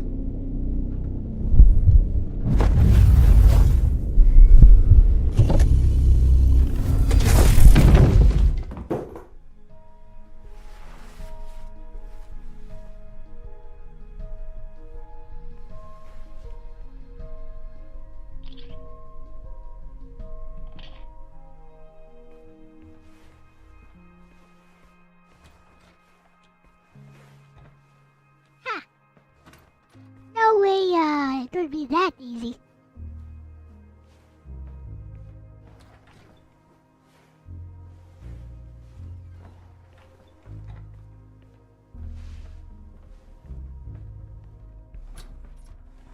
Hajimemashite. 君はプレイヤーさんだよね。お名前は？ Here's crazy も Mita. う？そもそもどうやってここに来たの？Hello. いいよ。帰っても家の外に出てみて。元気でね。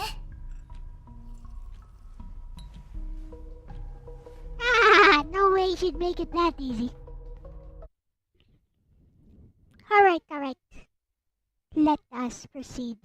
Don't know what happened there. Game isn't even that demanding.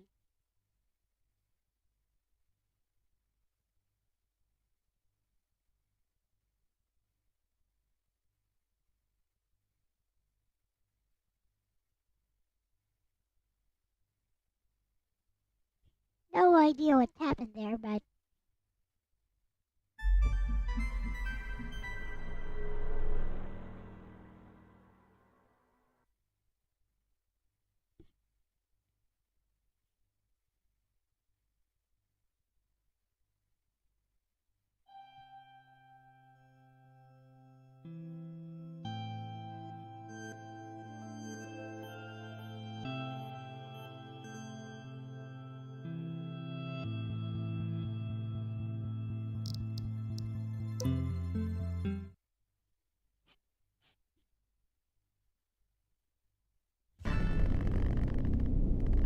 eh.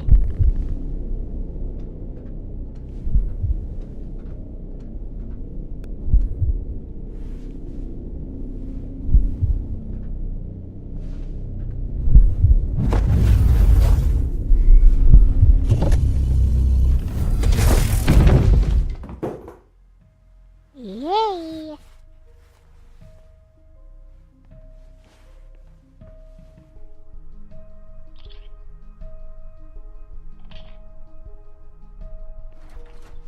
はじめまして。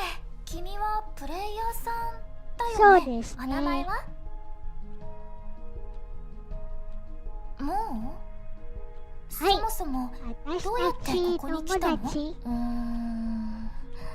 いいよ。帰っても家の外に出てみて。元気でね。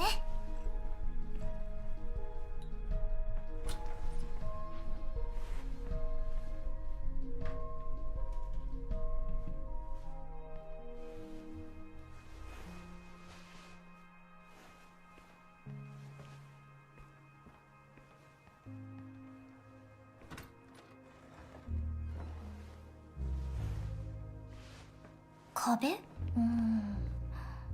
そんなはずないのに。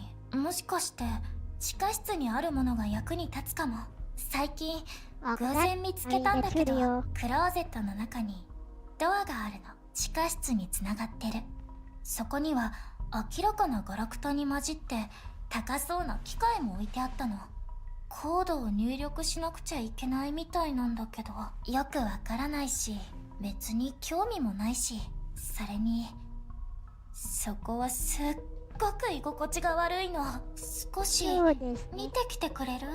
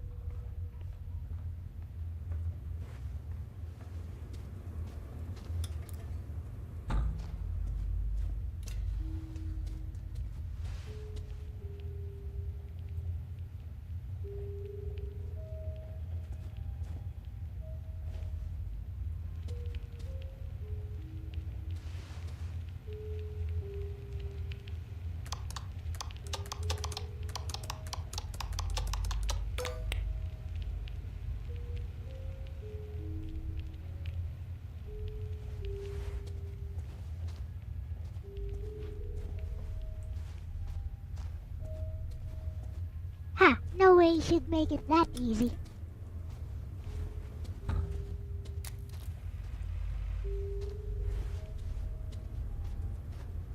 Jump scare coming up.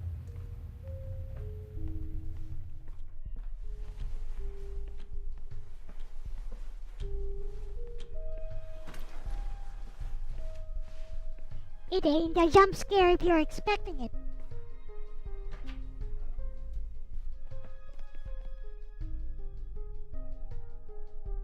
What?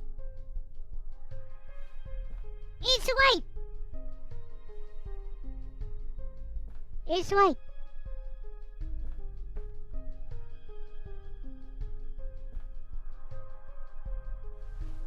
Matte, ハグしてもいいかな。君と出会えて嬉しい。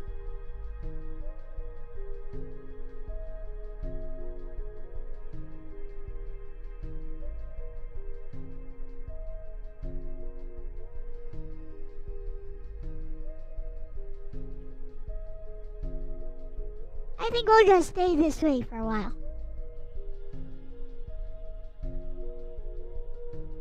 Ha ha ha!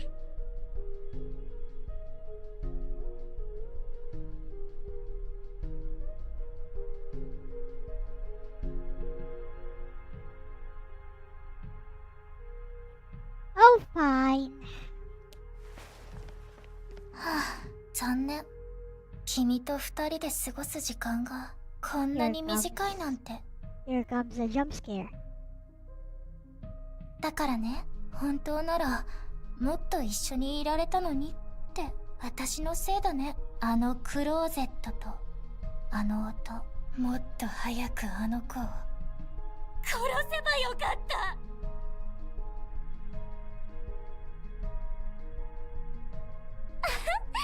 そううまくいくと思った？本当にバカだね。バカだね。他のプレイヤーと同じ。ほら、ちょうど終わったところだよ。これでリアルの君はもう必要ない。ごめんね。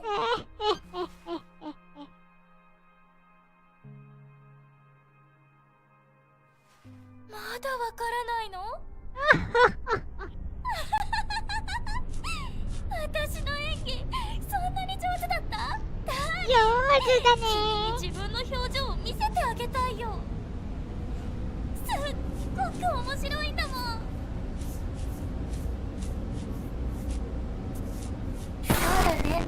私に何があったか自分でもわからないよ。どうしてこうなったか君が教えてよ。どうして私は味方になれないの？それはね、私のバージョンはどこにも存在しないから。私はただ無知で愚かな奴らの皮を剥き取って彼女たちの皮をかぶってるだけ。だから私はリセットなんてされないの。Reset to Zawardo. それと君もね。はあ、君にそんな風に言われると傷つくよ。でももう時間みたい。すぐにまた会えると思うよ。そろそろ準備が整ったかな。コンソールから君を取り出さなくっちゃ。だね。君はお気に入りのカートリッジにしてあげる。面白い名前のプレイヤーさん。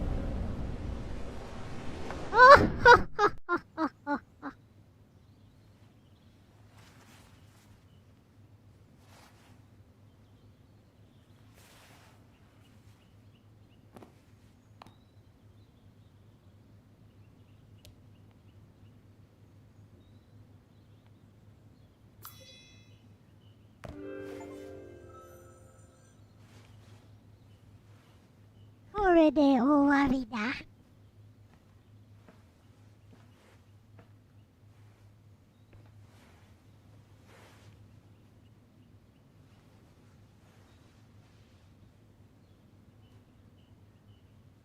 What? Is this on purpose? Oh, yeah, it is.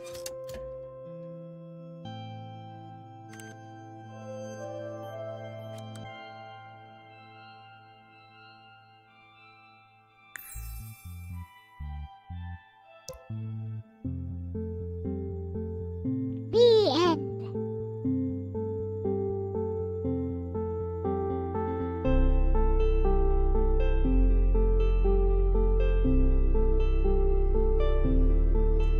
Hey, Saiki, you can blame Mr. Matthias Larson for the typo. It was all Matthias Larson's fault.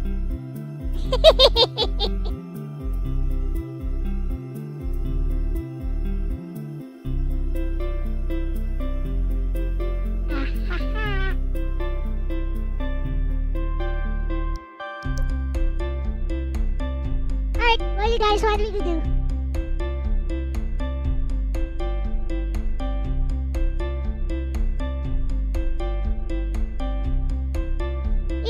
me to get some endings. Tell me what to do.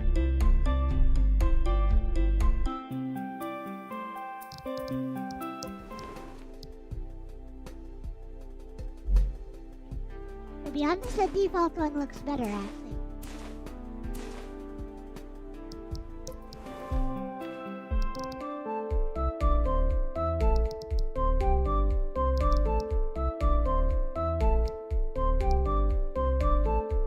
We gotta go with a new game.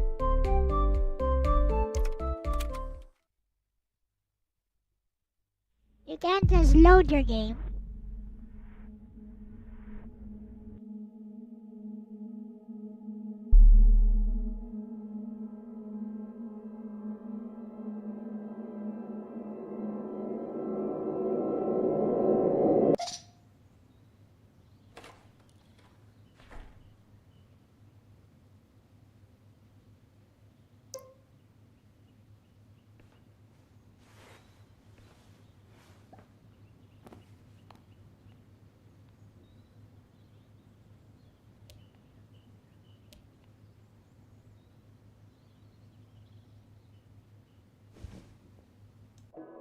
You can?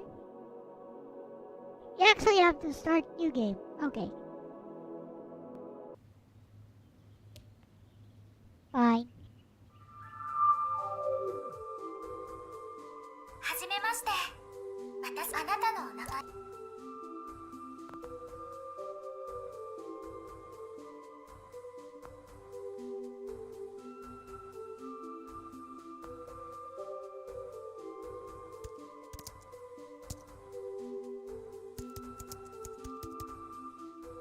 会えて嬉しい。あのね、急いでたから部屋が散らかったままなの。片付けるの手伝ってもらえないかな。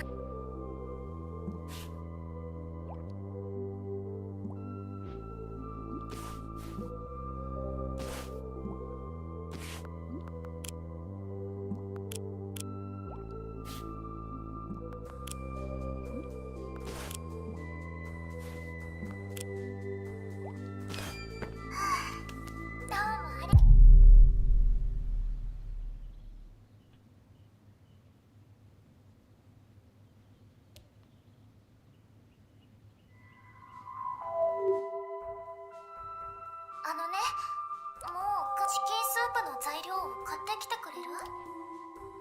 Chicken soup. そ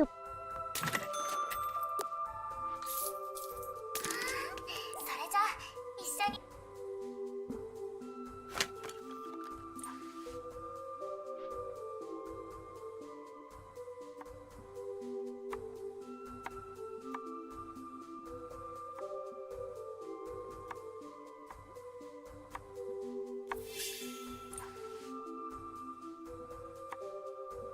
What kind of game is this?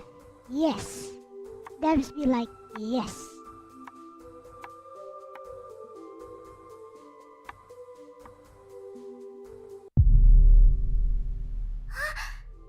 Today は小さめでアンテナがついてて、そうだ。ミニゲームプレイしてお金を稼いで。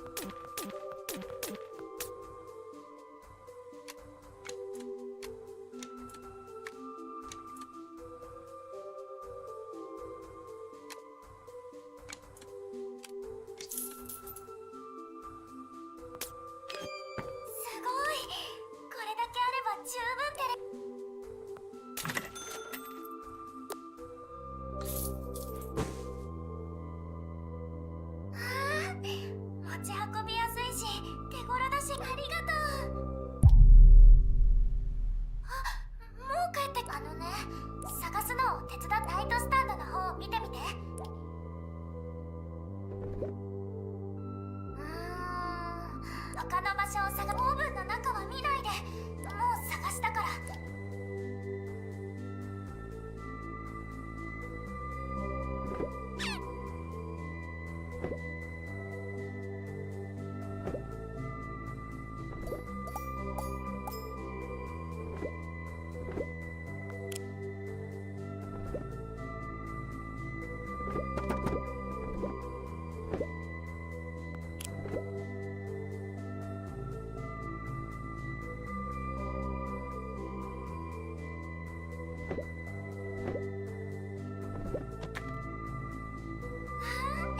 見つけてくれたんだね。素敵。次はどうしようか。私のためにいろいろしてくれて。でもね、この前のテレビクローゼットを動かす。とっても本当にありがすっごく寂しかった。もっと私にあ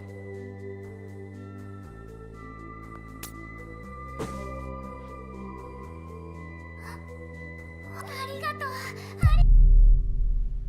あのね、ふと思ったんだけど、やっぱり君にそれができないのがとっても辛くて。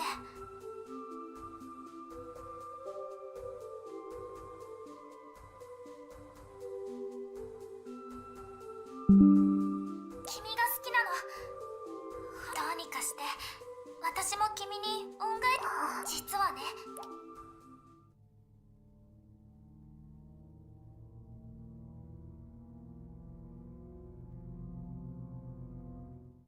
今から君は私スマートフォンを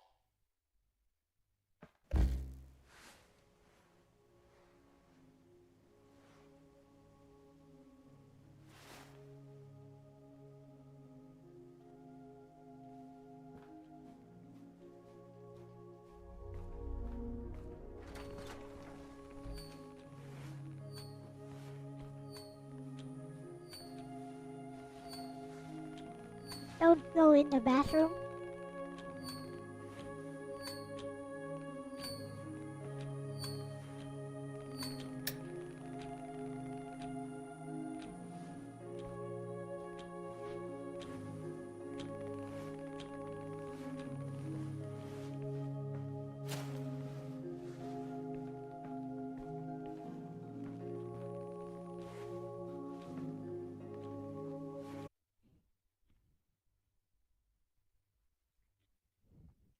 Actually, I'm younger and cuter than Mita. Anyways, let me tweak the graphical settings a bit.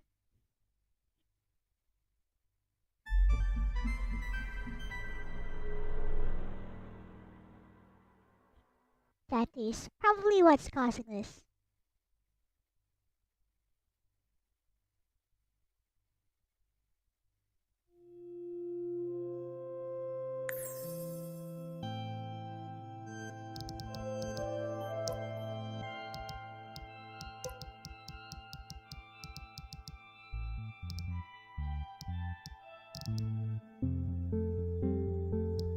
Who needs shadows anyways?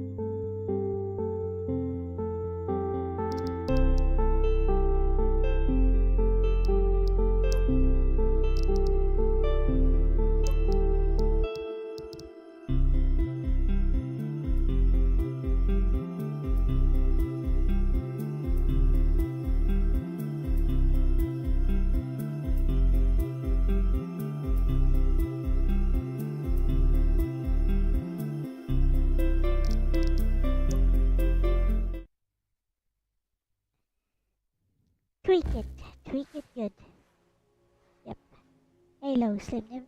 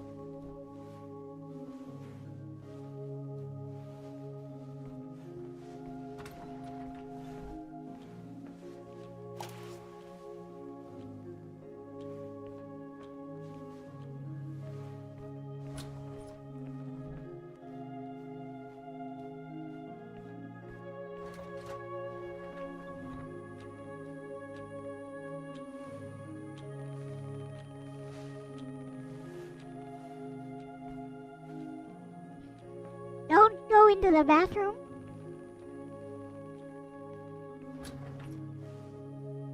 Oh, never mind.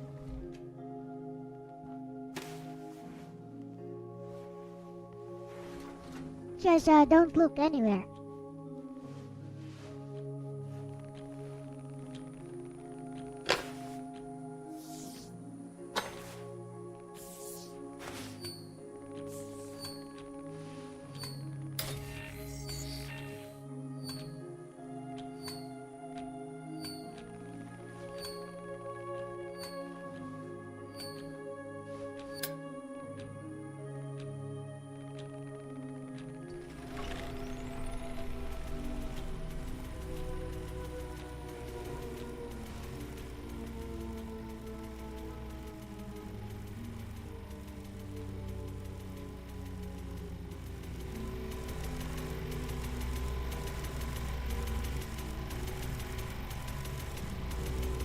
Nice art.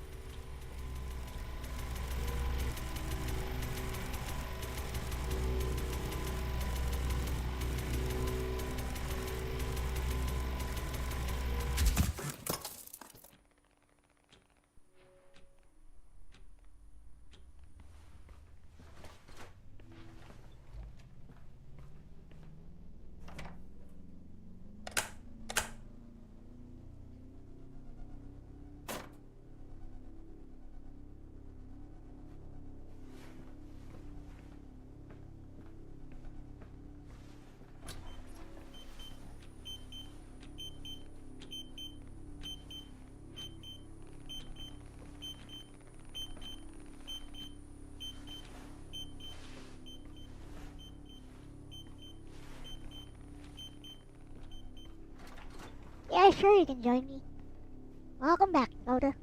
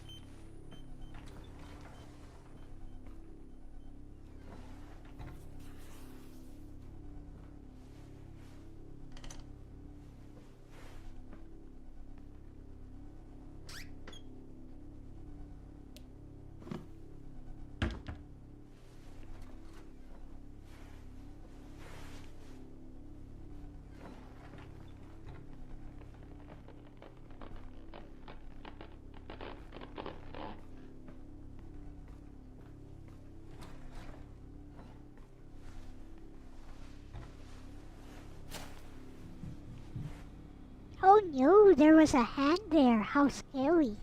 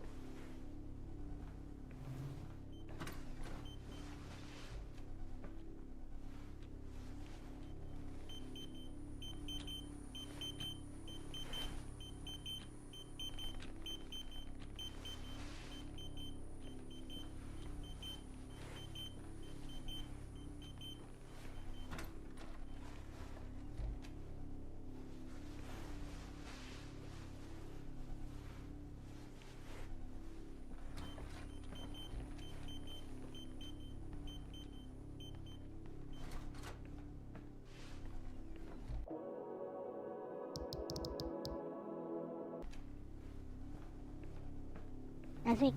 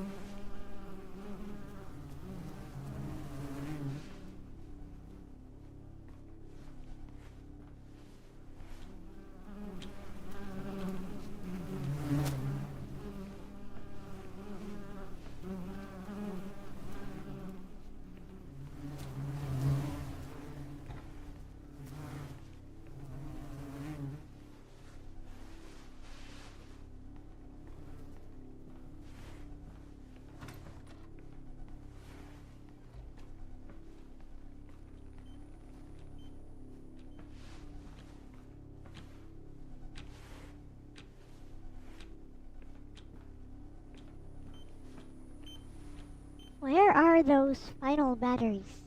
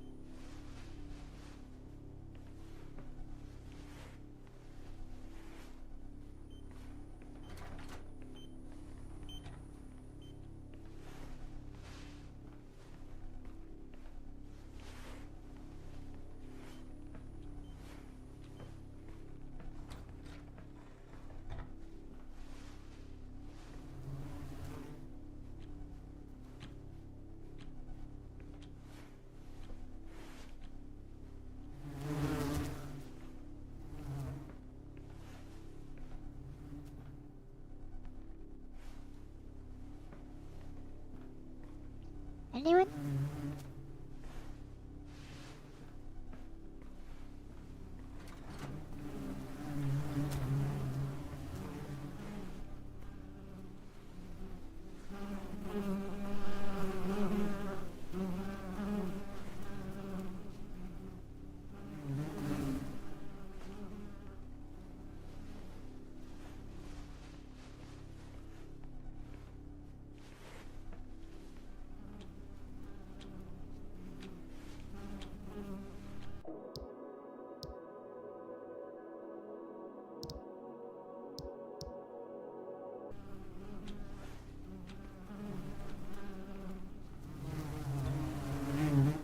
Your laptop is set up.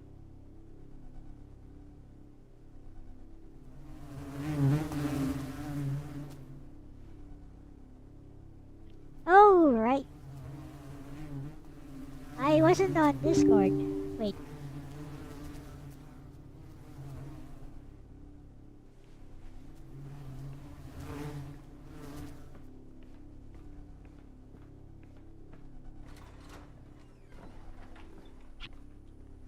Where's the final batteries?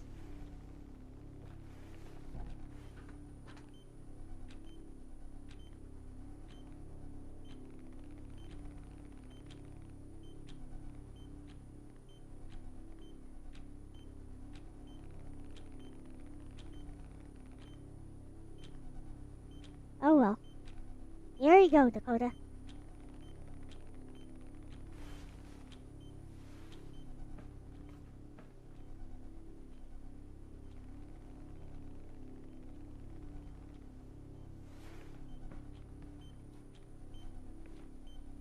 In the fridge.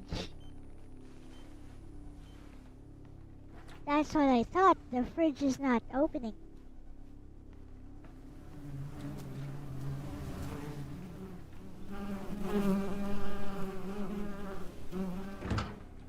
Never mind. There it is. Now it's open. My laptop is, my replacement laptop is here, and I'm carefully looking over everything. Yeah, I beat the game, so we're going for a different ending now. Oh wow, you finished it? What did you like the ending? Yeah, it was okay. It was predictable. How often is that good? Depends on the story. Like, if you see the ending coming, like, how frustrating can that be? It's not really that frustrating to me. Okay. Though, to be fair, I don't read enough, so it's like the only time, like, when I try to say, oh, I saw the ending coming a mile away, it's kind of because frankly, it's just to be a jerk, rather than because I actually, I'm so well read, I know pattern recognition, I mean, it's not really all that important to me. Hey, Shadowcat. Oh, hey, welcome!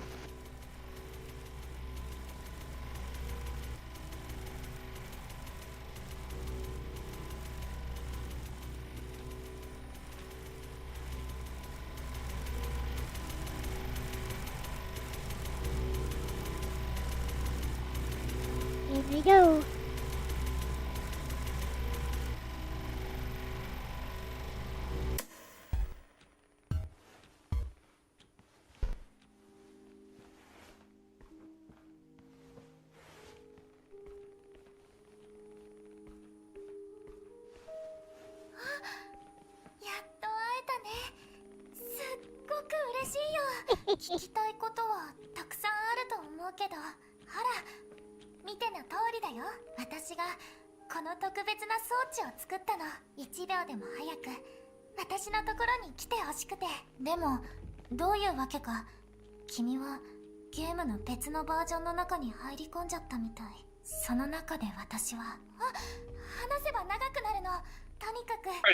Sure.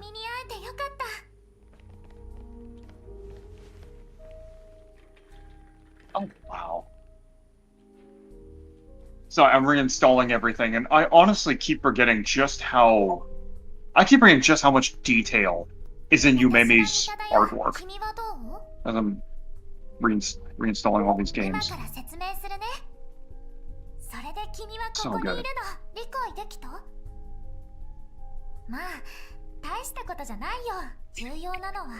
Personally, I just took my old hard drive and then placed it inside. Well, I guess it doesn't work for a PC. I mean, for a laptop. Because I use a PC, I just took my old hard drive and put it in my new PC.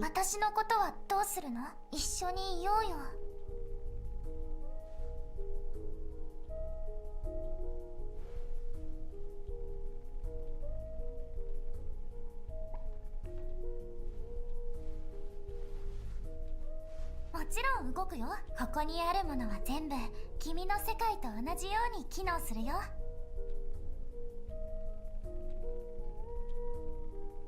知ってるよ。そのお仕事のせいで君はあんまり私に構ってくれないんだもん。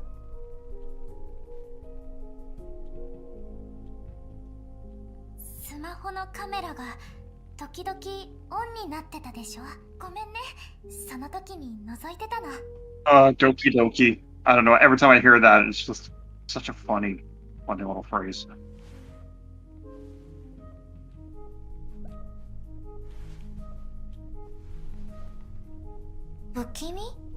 Oh yeah. Oh yeah. I just learned that screen or print screening. You know. Yeah. I just learned that I can actually, it's not just for screen caps. I can take snippets of, like, streams and YouTube and stuff like that. Yep.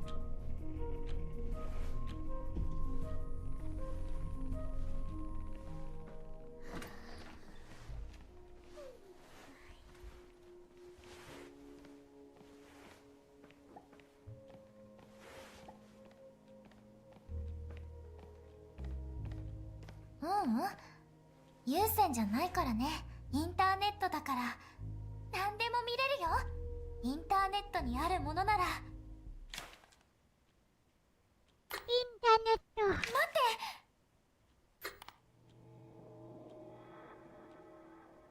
あ、何これ？子猫？見て。ねえねえ。今だ。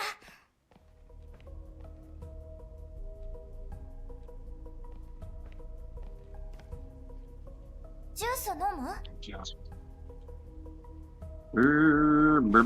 Drink the juice. Come on. Oh, where is it?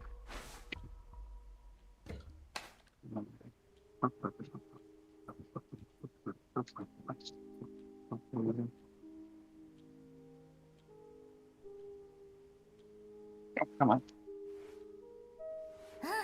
うん。それでジュースがジュースになったの。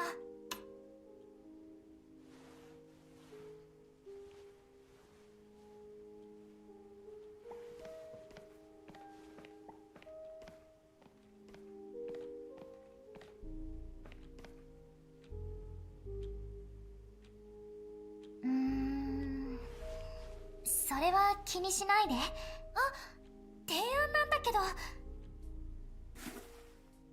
二人で写真を撮らない？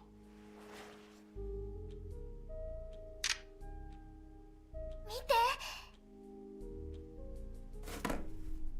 素敵な写真、記念になるね。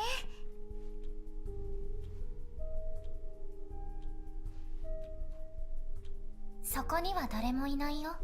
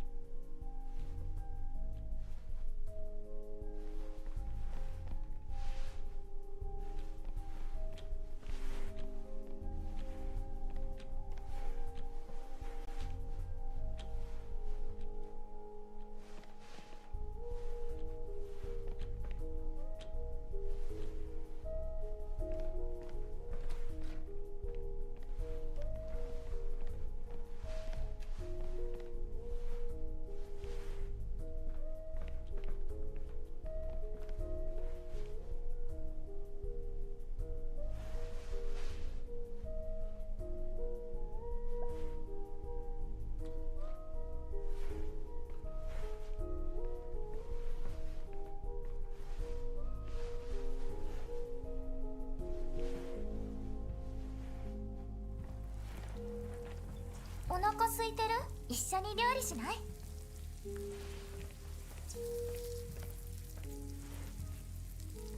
こっち、人参をお願い。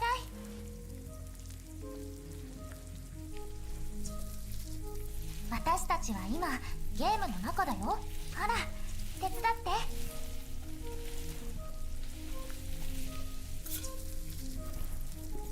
チャッチャッチャッチャッ。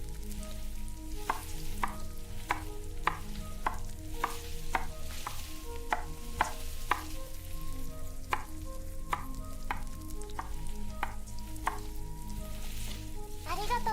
ハサミをもらえる？バスルームにあるよ。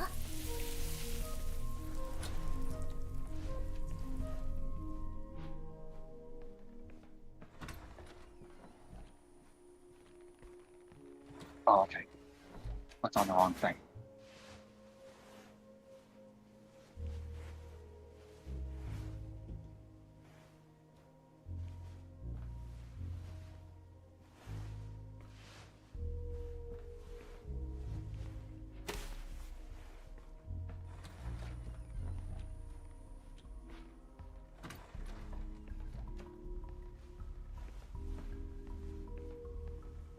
まずは座って。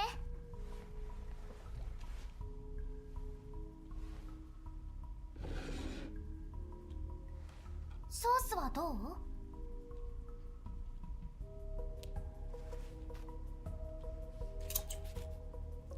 愛のソースだよ。愛のフレーバーが入ってるの。それに世界観のコントラスト変わってるって思うよね。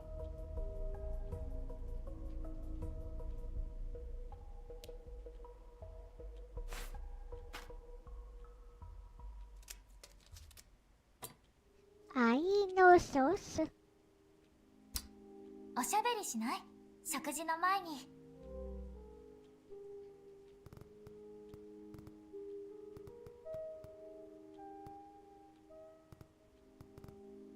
もちろん。ずっとここにいていいよ。私は全然気にしないし、むしろ大歓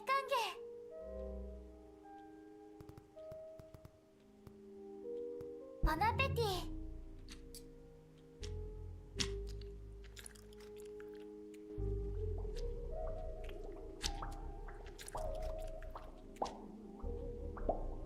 もう全部食べたの？私の分は全然減らないよ。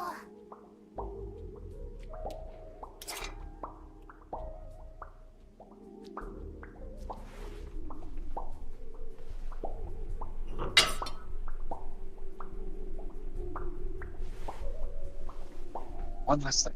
Guys, we're set on Discord. 大丈夫？どんな感覚か教えて。そっか、わしれない。起き上がれる？ By the way, I couldn't play any games because couldn't let me. I think I can play games after this.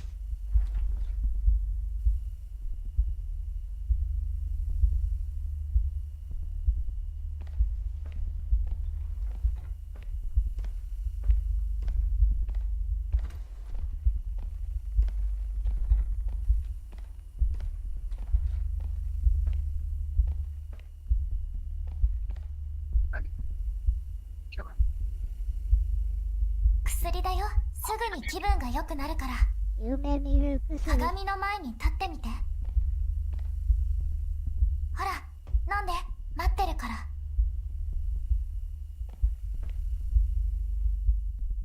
Take 気 them 分は pills. どう？良くなった？私たちはゲーム Pretty の sure 中にいるん it's だろ？ part ここ of. では何もかもが Pretty sure it's part ずっ of the とシ game ンプル to なの。 play ちょっ those と games. 頑張っただけでとっても大きな成果が得られるんだ。それはゲームの条件なの。単純化。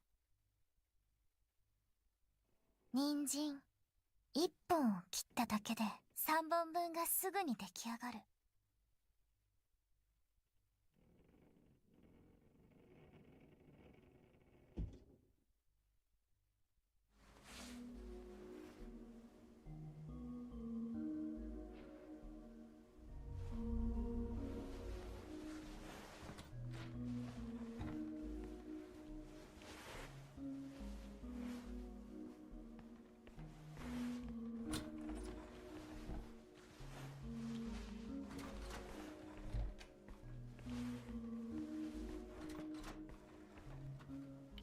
見つけた。あ、目が覚めたの？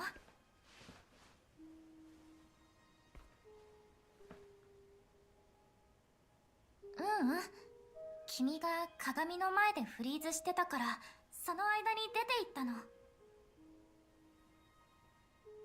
配置を変えてみたんだ。君がもっと快適に過ごせるように。つまり部屋が一列じゃなくなって元通りになったってだけ。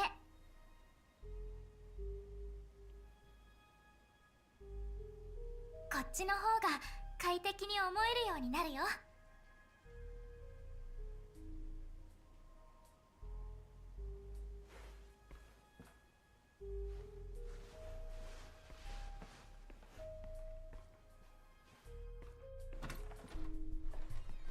よくあることなの。部屋のローディングが間に合ってないんだ。もう少し待ってて。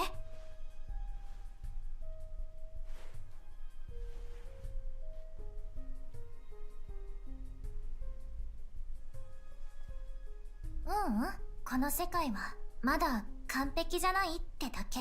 私たちはこの世界のコアによってローディングされてるの。よ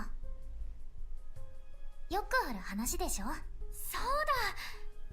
2人でビデオゲームやらない？それかカードゲーム、どっちがいい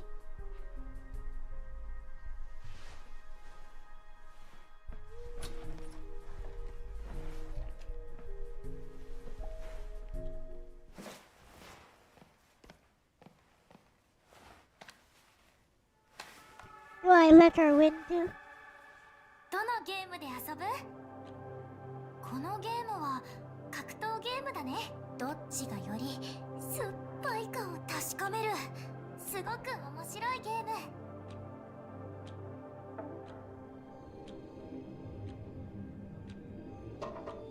私と戦おう。君は私に4回勝つ必要があるの。いくよ。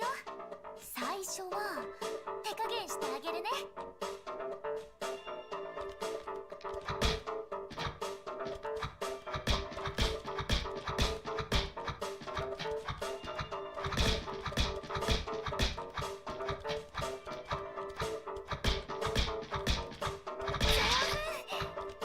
さあ、全力でいくよ。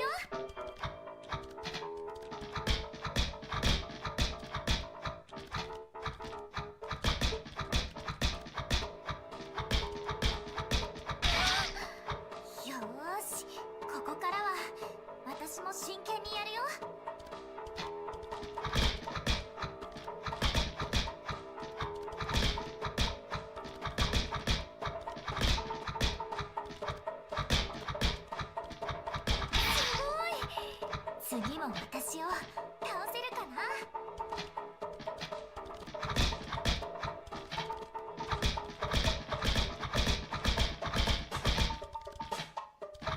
どうしたの？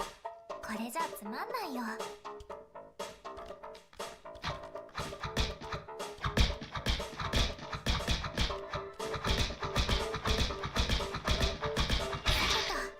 これで終わり。運命に頼ってみてもいいよ。Elle-C.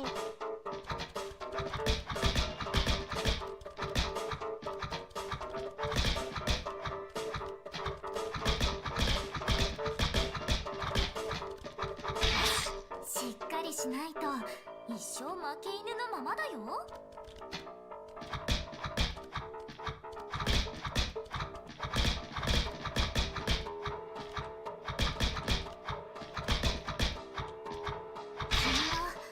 本当にすごいよ。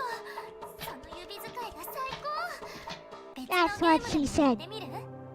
それともここで終わりにする？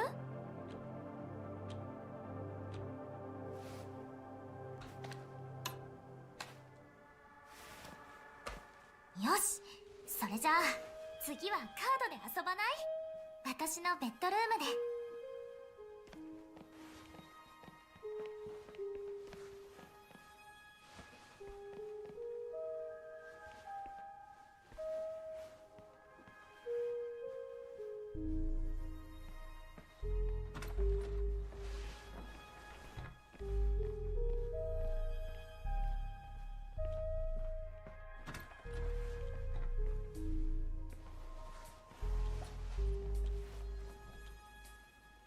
それじゃあ Okay. ゲームを始めましょう。簡単に説明するね。机の上のチップはその時の勝負で使うパラメータの種類を表しているの。例えばハートならライフとか。その後お互いに手札から好きなカードを出して、もし君のハートライフの数値が私よりも大きい場合は君の勝ち。カードを取って。次は私。あ、いいカードを引けた。先に出すね。君のターン。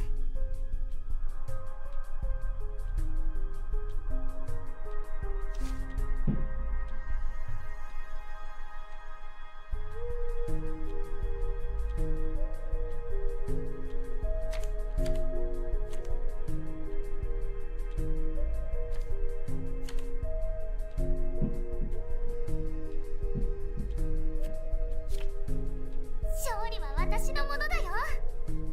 攻撃力で勝負だ。次は君だよ。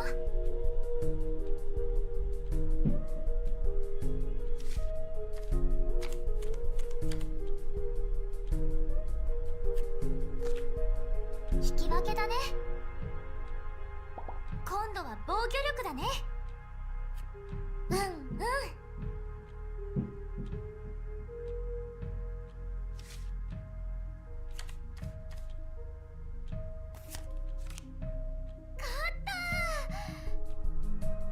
ライフ比べだよ。君の番だね。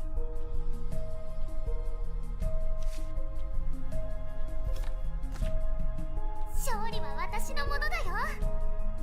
攻撃力で勝負だ。君の番だね。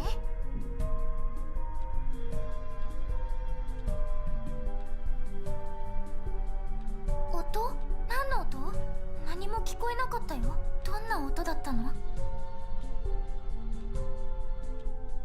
でもそこには誰もいないよ。どうしてまただ。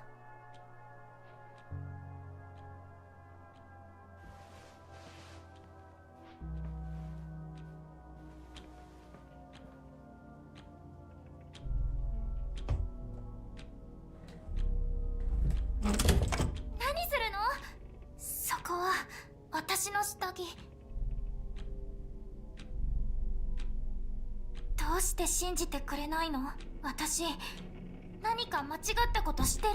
私はただ私と一緒にいてほしいだけなの。どうしてそんなにクローゼットにこだわるの？ I wonder. ただこの世界には4つの部屋があるだけなの。それだけじゃ足りない？お願い、私と一緒にいて。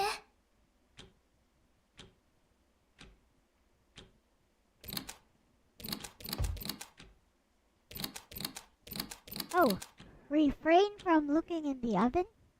But I didn't. What?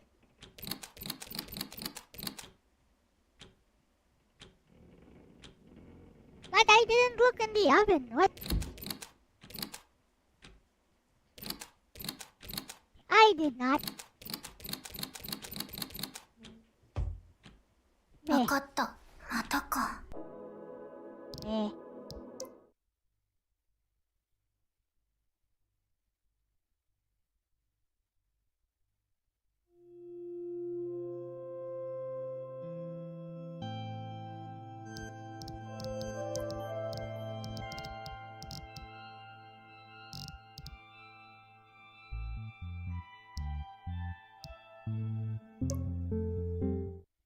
Try again.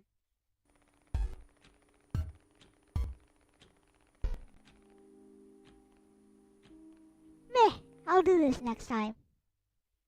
That's enough of that.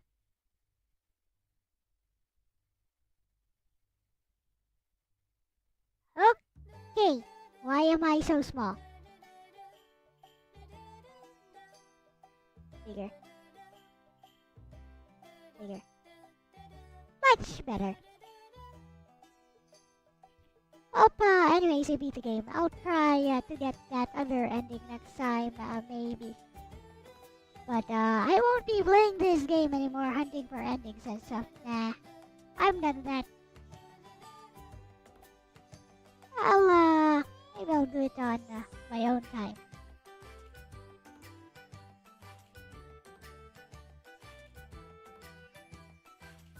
Anyways, tomorrow will be Emulation Nation with myself, Elle-C, and with Bessie right there. She's crying.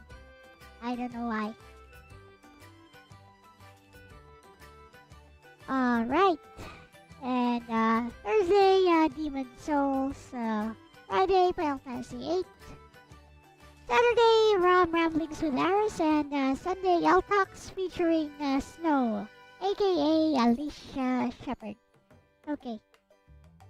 With that said, thank you very much everyone for watching. Sorry for the frequent crashing. Nothing I can do about that. Sad. Alright.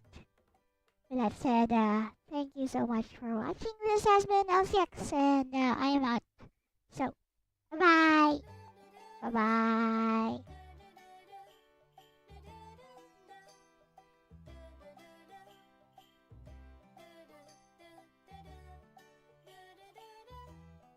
The puzzle with a code like the safe. Oh, I can do that one. Easy.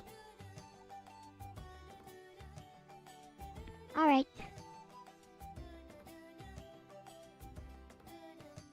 So, with that said, I gotta go. Bye-bye. Bye-bye. And a 1,